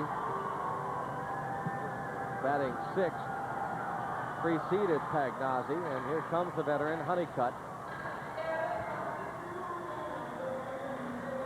And La Russa will make this 2-for-1 switch, and we'll be back from Three River Stadium. Cardinals 7, Pirates 3 on Prime. 7-3 Cardinals lead. Rick Honeycutt, the new pitcher. Let us tell you that the Pirates will be out at the Giant Eagle stores tomorrow. Some appearances being made from noon until 1 at the Giant Eagle store at Kennedy Township location. Steve Blass will have his 2 bodyguards, first baseman Mark Johnson and former Bucco first baseman Bob Robertson. That's noon until 1 at Kennedy Township. At the North Huntington Giant Eagle store, Lanny Frattere will join pitcher John Lieber and former Bucco right-hander Nellie Briles. Also tomorrow from noon until 1, I'll be out with third baseman Charlie Hayes and former save man Elroy Face at the Edgewood Town Center Giant Eagle store from noon until 1.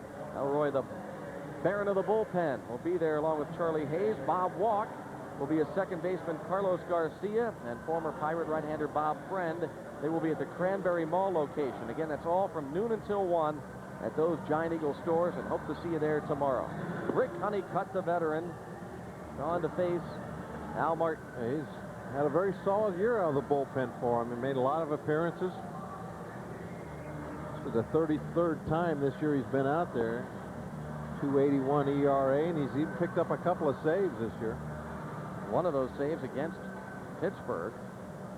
Honeycutt has pitched 4 innings against the Bucs this year and has not been scored on. 42-year-old left-hander. Last pitch Tuesday night against the Cincinnati Reds.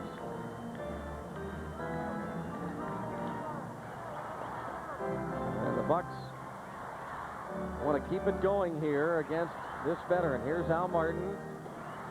Todd Stoudemire, 6 2/3, gives up 3 runs and is still responsible for Liriano at first. 2 outs in the inning, 7-3 Redbirds. Good time for Martin to extend his hitting streak, which currently stands at 10 games.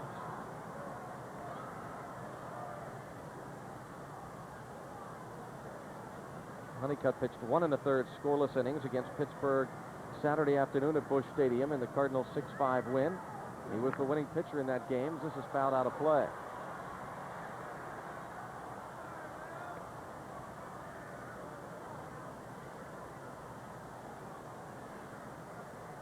Al Martin was really frustrated in his at-bat against Honeycutt in that game. Said he was a little over-anxious and swung at some bad pitches. Martin struck out in the 8th inning on Saturday with a man on. Inside, 1 ball and 1 strike. He said he gets so jacked up in the late innings. He's got to learn to be more patient in these situations, especially against a left-hander like Honeycutt. Runner at first base, 2 outs. No, Al, he's so concerned about not falling behind and getting in a hole against a left-handed pitcher that sometimes he does get over-aggressive.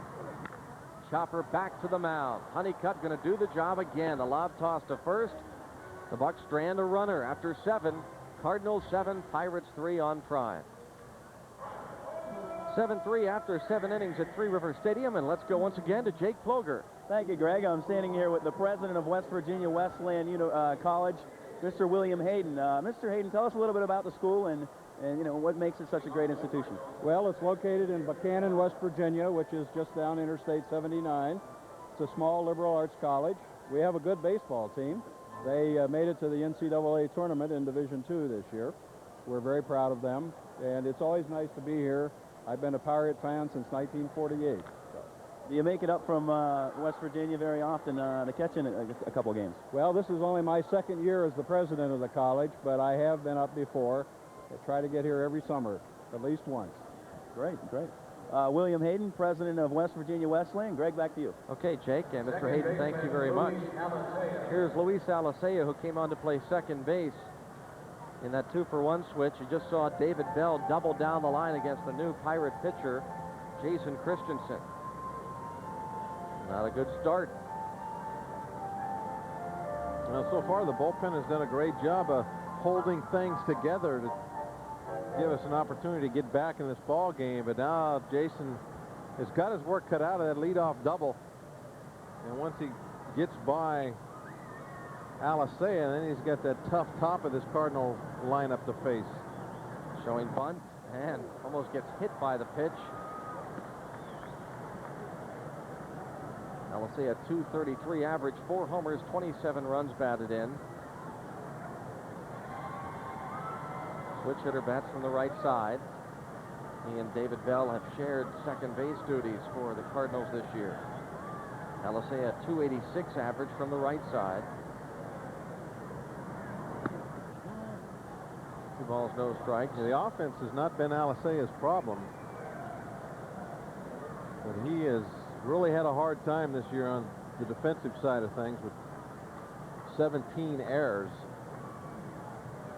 Again, we talked about that last night, that the Cardinals, David Bell has struggled offensively. There he goes to third. Kendall, double pump. His throw is going to be out, apparently, after Bell maybe hopped up. It looked as though he was safe. That throw was high. Yeah, the original tag, I don't think got him. It looked like Bell popped up off the bag. You're right, Greg. Here, we'll get a look at it here from ground level. You see it right from the Cardinal dugout. Oh, I see what he tried to slide in the back door and never got back to the porch. Caught stealing at 2-5. He got caught out in the yard. Yeah, if he would have came straight to the bag, see, when he was running, he didn't realize that Kendall double pumped. He thought he was going to be out by a mile, so he was going to try that that trick backdoor slide to try to avoid the tag. He didn't have to do that, so he got himself out. So LaRussa is now running.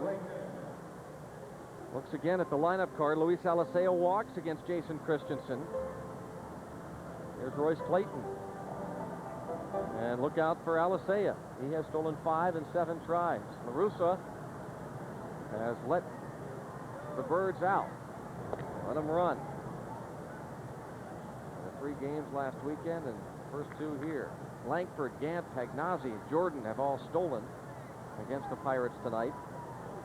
Last night, Ray Langford had a couple of steals.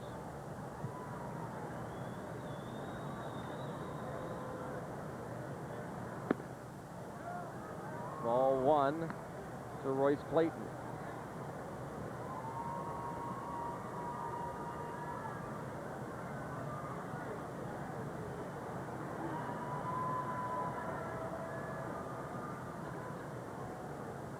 Christensen's 30th appearance of the season. 3-3, a 7.30 earned run average. And out of play. 1-1.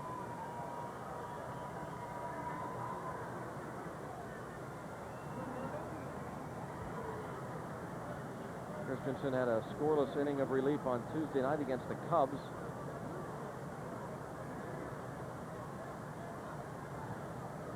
The Bucs are going to have a shot against the Cardinals. Christensen has got to hold them here. 1 ball, 1 strike, move to first, and again Johnson playing in front of the base runner. Alicea back.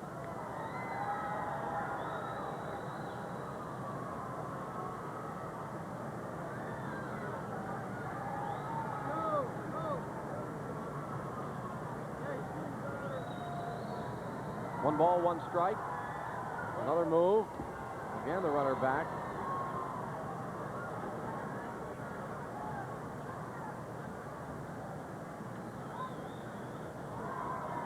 Cardinals got off to a 7-0 lead. Pirates got back-to-back homers from Merced and Johnson in the 6th to make it 7-3. Todd Stoudemire's game to win, Zane Smith to lose. Another move, and again the runner is back.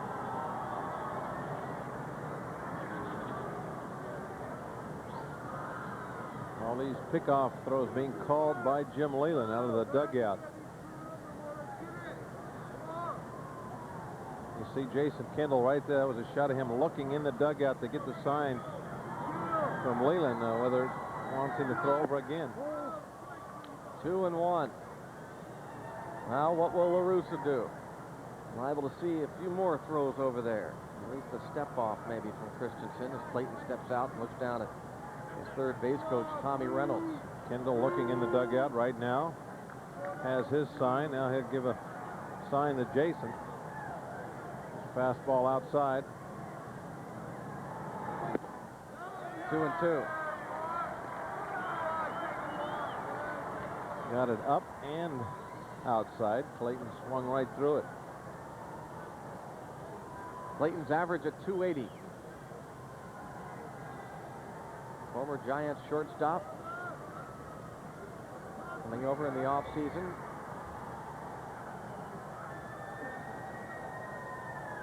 There's the 2-2. Right side, one hopper. Liriano, nice turn to throw to get 1 to first. Not in time for the double play. Boy, there have been some close plays at first. The last couple of games against the Cardinals. There's another one. Well, that would have been a beautiful double play to be able to get somebody that runs as well as Clayton on a ground ball to the second baseman's left. See Liriano with the 360 spin and a perfect throw to Jay Bell.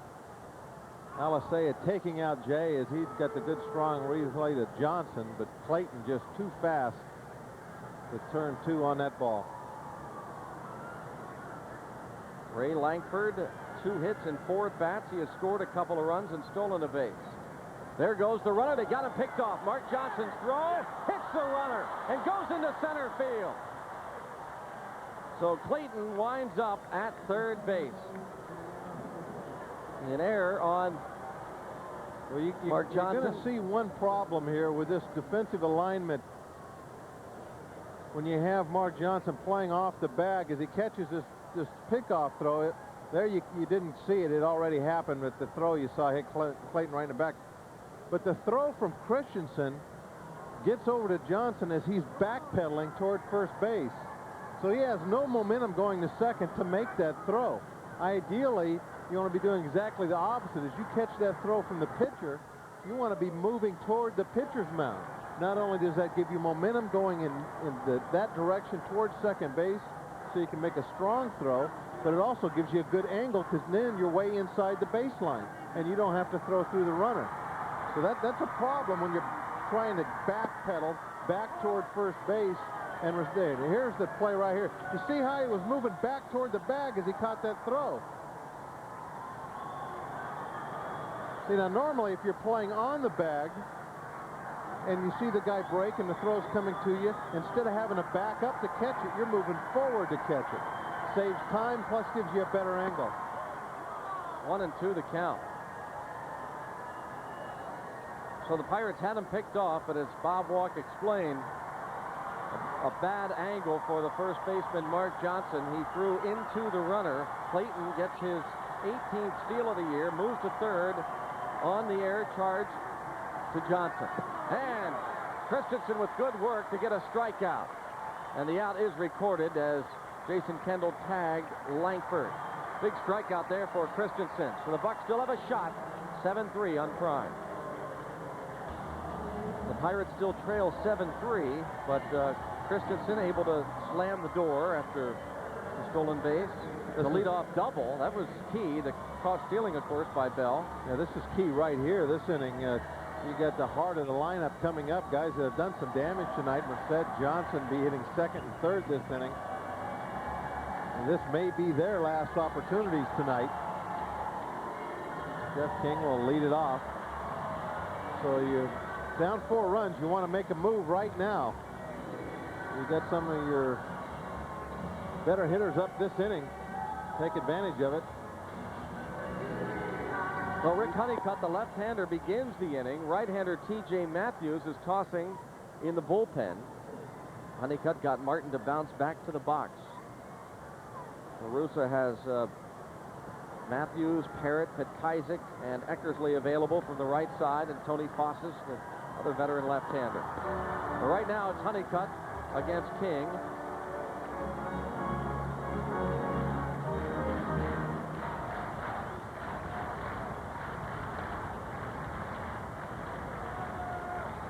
King, 1 for 2. Left side, third base. Gaetti recovers. Rather, Bell recovers and throws on to Gaetti. David Bell had switched to third. Gaetti now playing first base. David Bell knocked the ball down, hit by King. The ball bounces right back up to him. In fact, it just kind of leads him right to first base as he goes and gets that ball. If it would have been to the foul line side of him, he would have had no chance, but the ball bouncing off his body right toward first base. So as he went to pick it up, it was just kind of let him there, just like he took a normal crow hop toward first and throw the ball. Time's a-wasting for the Pirates, trailing 7-3. 5 more outs remain. Carroll Washington of Belmont, Ohio, our China Eagle home run hitters contestant. Orlando Merced, the home run, a 2-run blast in the 6th inning to get the Pirates on the board. 1-2. Said a few times that Tony LaRussa does not lack experience in the bullpen. With Rick Honeycutt, 42 years old. Dennis Eckersley is 41. There's, again, third baseman David Bell. You got 34-year-old Jeff Parrott and 38-year-old Tony Fossis available. Fly to left. Gant. 2 outs. Yeah, Rick Honeycutt been around a long time. He was the opposing pitcher my first game ever as a Pittsburgh Pirate. No way. Dale Berra and I think Jim Morrison hit home runs off of him that night. He was pitching for the Dodgers, huh? Mm-hmm. Rick Honeycutt, who was picked by the Pirates originally in the 17th round in June of 1976. Dealt to the Seattle Mariners for pitcher Dave Pagan in August of 77.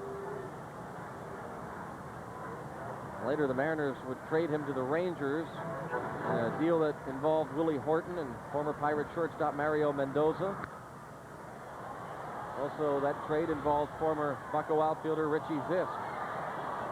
As Texas and Seattle swapped a bunch of players and dealt to the Dodgers for Dave Stewart in August of 83. Went to the A's in late 87. Part of the Tim Belcher trade. 0-2, check swing, foul ball. Rick Honeycutt has been around. First year in the major leagues, 1977 with the Seattle Mariners. 4 seasons with Seattle. 3 years at Texas. Didn't take long to get to the major leagues. No. Second year of pro ball after being drafted by the Bucs. They played a half season in Niagara Falls and on to the big leagues. 1-2. He has 2 quick outs here in the bottom of the 8th inning. Rick Honeycutt split time last year. Most of the time was with the Oakland A's and also a few games with the New York Yankees.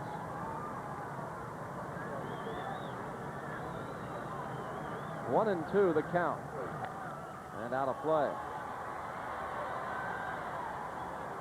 Danny Darwin, who starts tomorrow night for the Pirates, said one of the reasons he likes playing the St. Louis Cardinals is because they've got more guys that are older on the other bench. All of his peers are sitting across the way.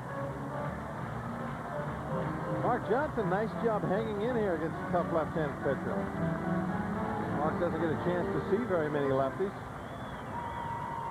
Pinch hitting and just getting a few starts against right-handers. And checking his swing, 2-2. This is a good battle for Johnson. Mark Johnson, 2 for 3. He's making things interesting right now because he keeps hitting. He's a tough guy to keep out of the lineup anymore. 3-2. Breaking ball that didn't do much. Of course, it looked like Honeycutt started that about a foot behind Mark Johnson, and luckily it broke as far as it did. And let's throw another slider. Johnson, a drive to center field. Langford going back, looking up, and it is gone to straightaway center field. Mark Johnson, his second homer of the night. It's a 7-4 game. How about the hammer? That's the second 3-2 slider we've seen hit out of the ballpark tonight. Johnson, 3-2 breaking ball from a left-handed pitcher. Stayed right on it. Didn't try to pull the ball. He didn't have to. This is a beautiful example of the kind of power that Mark Johnson has. There you see the 3. The breaking ball is coming, and the breaking ball is going. Oh, man. That ball is launched. I'll tell you, he is impressive to watch. Look at that. Dead center field, about 3 rows up. Now Dave Clark, 7-4 game. Mark the Hammer Johnson putting on a show. 3 for 4 tonight with a pair of homers.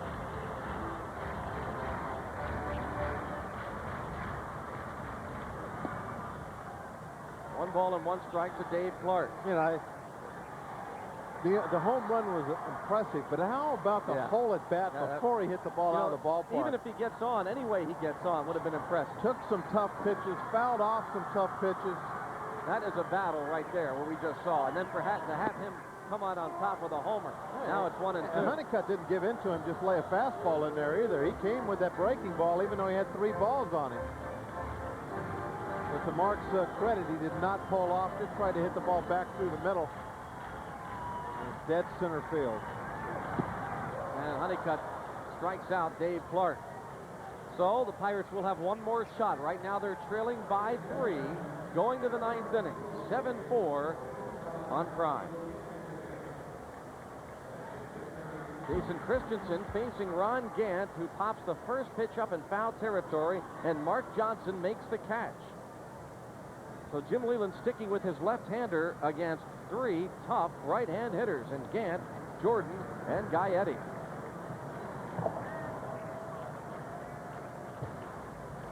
And we're waiting now for Jordan.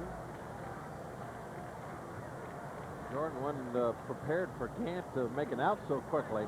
Right fielder Brian Jordan. He hadn't even come out of the on-deck circle yet.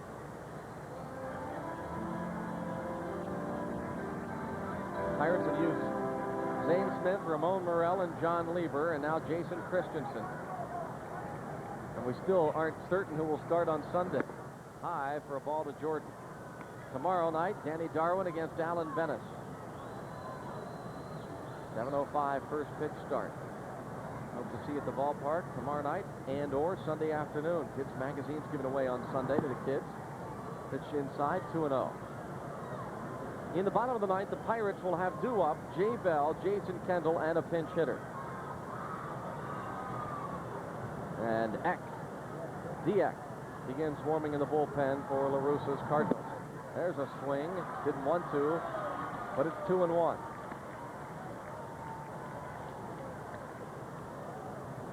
Dieck not really overpowering anymore. Still has the good control and move the ball in and out. Keeps it down.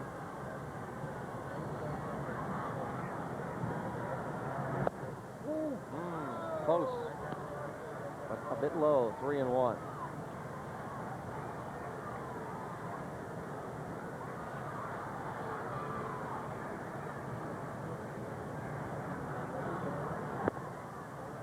Three and two now to Brian Jordan. One out of the ninth inning.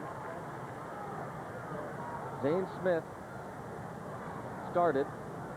Jim Leland and Ray Miller have to be disappointed because now in Smith's last three starts, including tonight, as Christensen strikes out Jordan.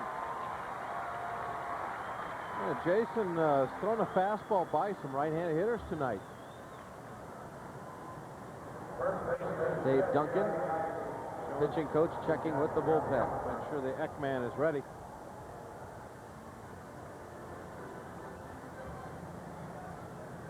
Yeah, no wonder Brian Jordan took some extra time getting to the batter's box after Gant popped the first pitch up. Could have been told to lose your bat, find, you know, go into that bat rack and get a special one. Yeah, give him some time to warm up down there. 2 outs.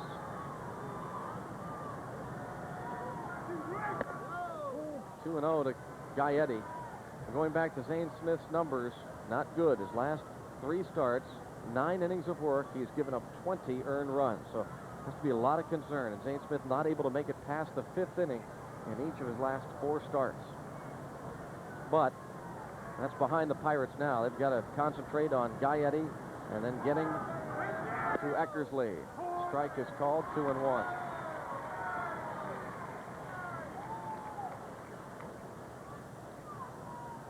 Be a nice finish for Christensen. He can get Gaetti. Falls behind now, 3-1.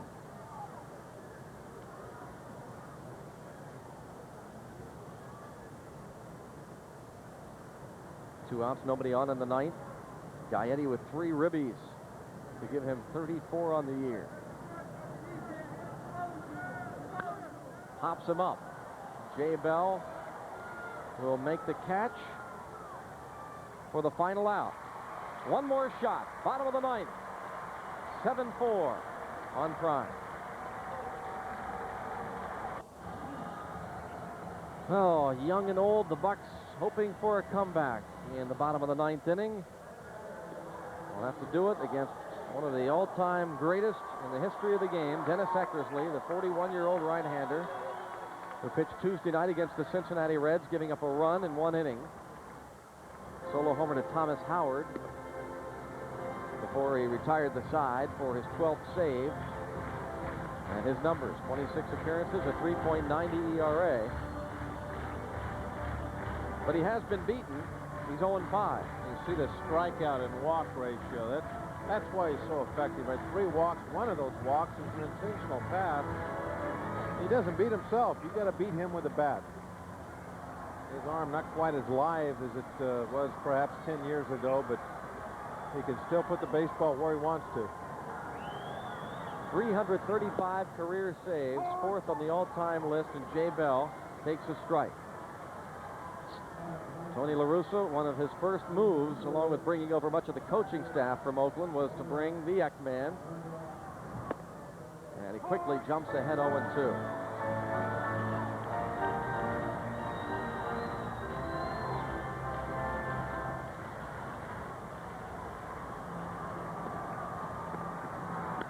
Bell to center field, and Langford makes the catch.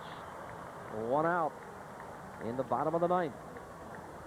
3 pitches, 3 strikes.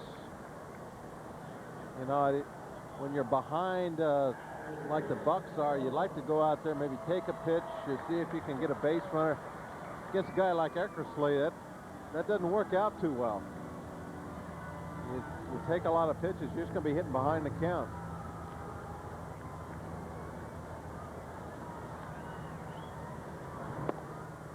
And a strike.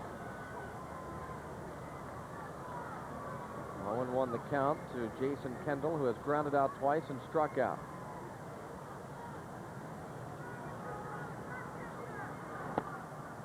It's 0-2. Eckersley appeared in 52 games for the A's last year. A 4.83 earned run average with 29 saves.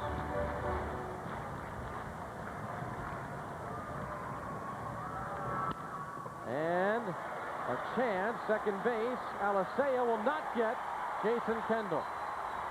He would have had him if he could have got the ball out of the glove the first chance.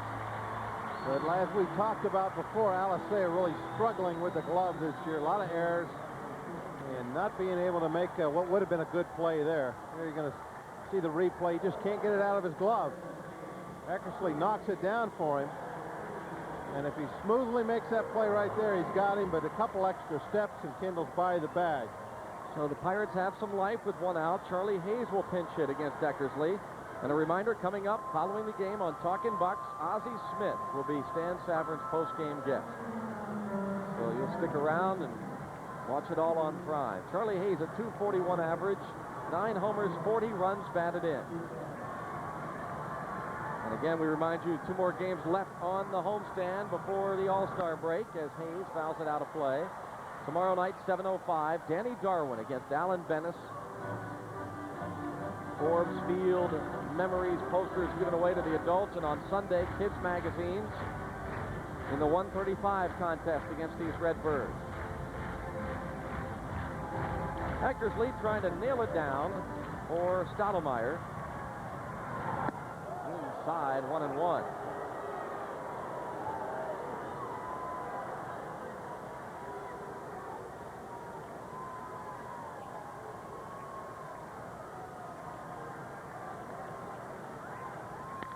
Hayes, a base hit. Well, well, well, 2 men on with 1 away. Pinch hit, single for Hayes. Now the tying run steps to the plate. Nelson Liriano.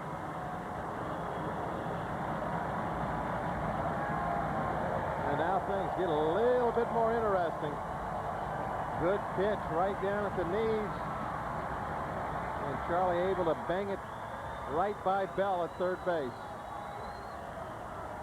Dave Duncan again talking to Eckersley, along with Tom Pagnozzi.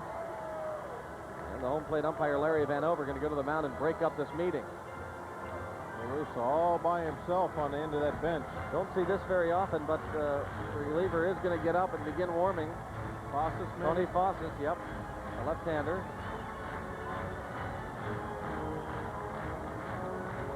Yeah, you have to wonder. Fossis has been that workhorse this year. He leads their bullpen in appearances. And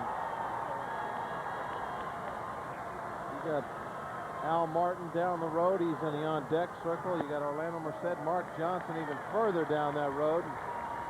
If we get there, that means Eckersley obviously is not doing the job. I think Fossis will be in the ball game. 1 ball, no strikes to Liriano. It's 2-0. The Pirates have had some comebacks, a couple of them anyway, against a couple of the top relievers in the game. Who could forget that incredible come-from-behind win against Rob Nen of the Florida Marlins? The Jeff King base hit to right field here at Three Rivers. 2-0 pitch. Liriano drives one to right field. Jordan back, and he makes the catch. Oh, my. Liriano stung that ball. Well, there's an example right there of an outfielder late in the ball game, tie and run at the plate. He was playing no doubles. Don't let anything get over my head. Early in the ball game, Liriano hits this. This is double off the wall. No way that Jordan plays him this deep. I mean, look at that. He was just steps from the warning track, was able to reach up and make that play right in front of the wall. That ball was hit on a line, too. It didn't have a lot of air under it, didn't hang up there for very long. And Eckersley is coming out of this ball game, and Fossis is going to come in and pitch to Al Martin. That tells you La Russa did not like what he saw there. Liriano driving that ball to the wall. So it's Tony Fossis coming in to try and face Al Martin. He will face Al Martin with 2 men on and 2 outs, and the Pirates trailing 7-4. And again, we remind you, tomorrow night, Danny Darwin facing Alan Bennis. A 7:05 first pitch start. Forbes Field memories, collectible posters given away to the adults tomorrow night. And Sunday afternoon, a 1:35 first pitch start. Kids magazines to the youngsters. 321 bucks, 1-800-5 for ticket orders. And of course, you can buy your tickets as well here at the stadium underneath Gate A. Bucks have been getting some really nice crowds this homestand, and love to see you tomorrow and or Sunday against the St. Louis Cardinals before the All-Star break, and the Bucks will be on the road. Well, Tony Fossis comes on. He pitched 2/3 of an inning against the Pirates last night. He did give up a 1-out double to a left-hand hitter, Orlando Merced. Yeah. That was a breaking ball, too, that Merced hit. Kind of a pitch that was up around the belt. Orlando hit that ball in that right center field gap.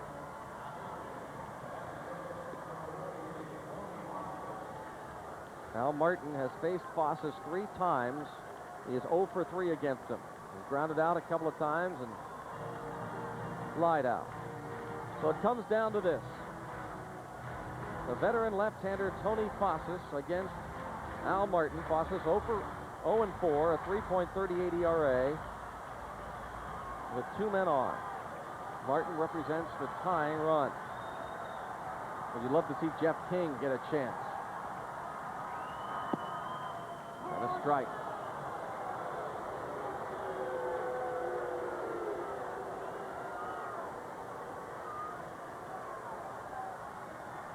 Martin really has not had... No, he's 0 for 4. He drove one deep to left in the 3rd innings. Bounced back to the mound a couple of times tonight. And not a good-looking swing. He's in the hole 0-2. Well, that's all Fossis is going to give him, a steady diet of breaking balls. If he throws him a fastball, it's going to be off the plate somewhere. In fact, that most of the breaking pitches he's going to see from here on in are going to be off the plate also. Martin fouls it out of play.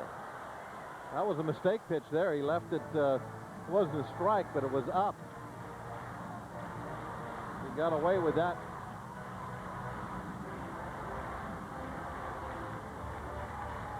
Al Martin against Tony Fossis. Cardinals have beaten the Bucks 4 straight, going back to last weekend. Left field and slicing foul. Well, that's the way that Al needs to be thinking right now, down that left field line, no doubt about it. He tries to pull that big sweeping breaking ball of Fossis. He's not going to make any contact with it. It's going to sweep the plate, end up outside, And Al's got to think, hit the ball right where it's pitched. And he's got a big hole over there. Bell is way off the third base line. And now they're going to try to cross him up here a little bit. Now they're going back outside. Whoa, he got him looking, and Martin thought it was high. Fosses strikes out Martin looking, and the Cardinals beat the Bucks 7-4. Fosses earns the save, and St. Louis, dating back to last weekend now, has beaten the Pirates 5 straight games. Let's go upstairs now to Stan Savran. And the game ends as Al Martin takes a called third. He was the tying run at the plate, and the Pirates lose 7-4. Greg and Bob, some of our elderly viewers might remember the old Boston Braves slogan, "Spawn and Sane and pray for rain." Well, the 1996 Pirates might go with something like Darwin and Denny, and otherwise it's runs aplenty. Once again, outside of Danny Darwin and Denny Nagel, the Pirates starting pitching, especially as of late, has been horrible. Horrible again tonight. The Pirates down 7-0 by the time the top half of the fourth was over. They were never able to catch up, although they gave the home fans a good run with 3 home runs and had the tying run at the plate in the bottom half of the 9th inning. Coming up on Talking Bucks, we are going to talk to the Wizard, the one and only Ozzie Smith, who recently announced that this would be his final season in Major League Baseball. The numbers to call to reach us on Talking Bucks, 333-4026, 1-800-447-4525. We'll take a break. Greg will be back to wrap it up with Bob right here on Prime Sports.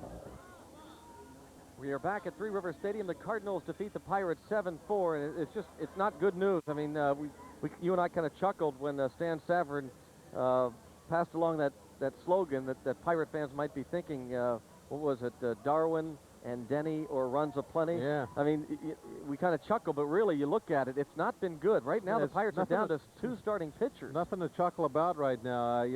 Lanny and I kind of talked about this on the open, that the starting pitching is definitely building into a major problem here as we start the second half. Again tonight, Zane, we were hoping to see him with a good start because he has struggled the 3 times prior to this, and now 4 really poor starts in a row for him. And, you know, you start to worry a little bit. In spring training, you know, he was inconsistent, but then he got off to a great start the first 2 months, and you know, it was kind of like, well, we got the Zane of old back.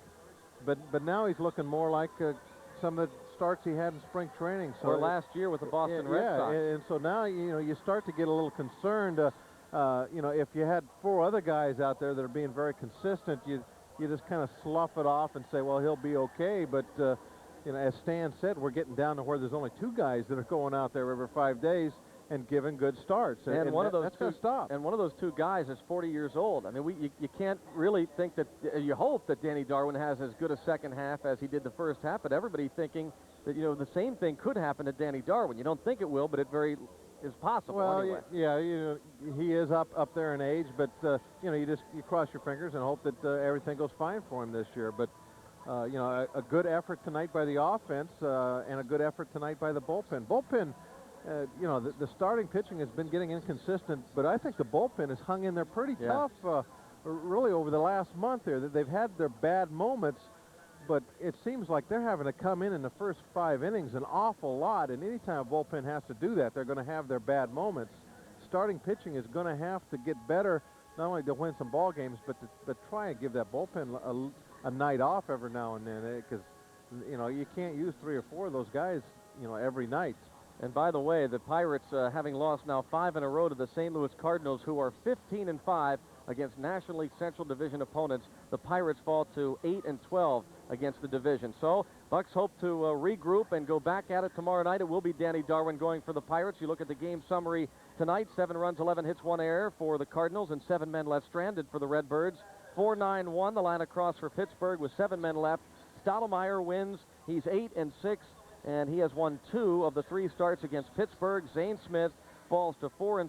Numbers not good for the veteran left-hander over his last 4 starts. Tony Fosses picks up his 2nd save. On the offensive side of the ledger, Orlando Merced hitting his 12th home run of the year. Mark Johnson was 3 for 4 with 2 homers. He now has 7 dingers on the season. Again, the Pirates will take on these Redbirds tomorrow night in the 3rd game of the series, 7:05, Danny Darwin against Alan Venice. The executive producer of Pirates Baseball on Prime Sports is Gil Lucas. Tonight's game has been produced and directed by Dennis Galloway. Associate producer Mark Vidonic. The vice president of broadcasting for the Pirates is Mark Driscoll. Coordinating producer Ann Donahue. Remote facilities provided by Unitel Mobile Video. Statistical information provided by Stats Incorporated and Interactive Sports Television. Our next telecast of Bucco baseball here on Prime comes up Thursday, July the 11th. The Bucks take on the Reds at Riverfront in Cincinnati. Airtime 7:25. Steve Blass will have the Pirates pregame report. Now stay tuned. Coming up, it's Talkin' Bucks with Stan Savran, his very special guest, the Wizard, Ozzie Smith. Now for Lanny Frattere, Bob Walk, and Steve Blass, I'm Greg Brown. Thanks for being with us. Hope to see you at the ballpark tomorrow night. Final here, 7-4 Redbirds. You saw it on Prime Sports.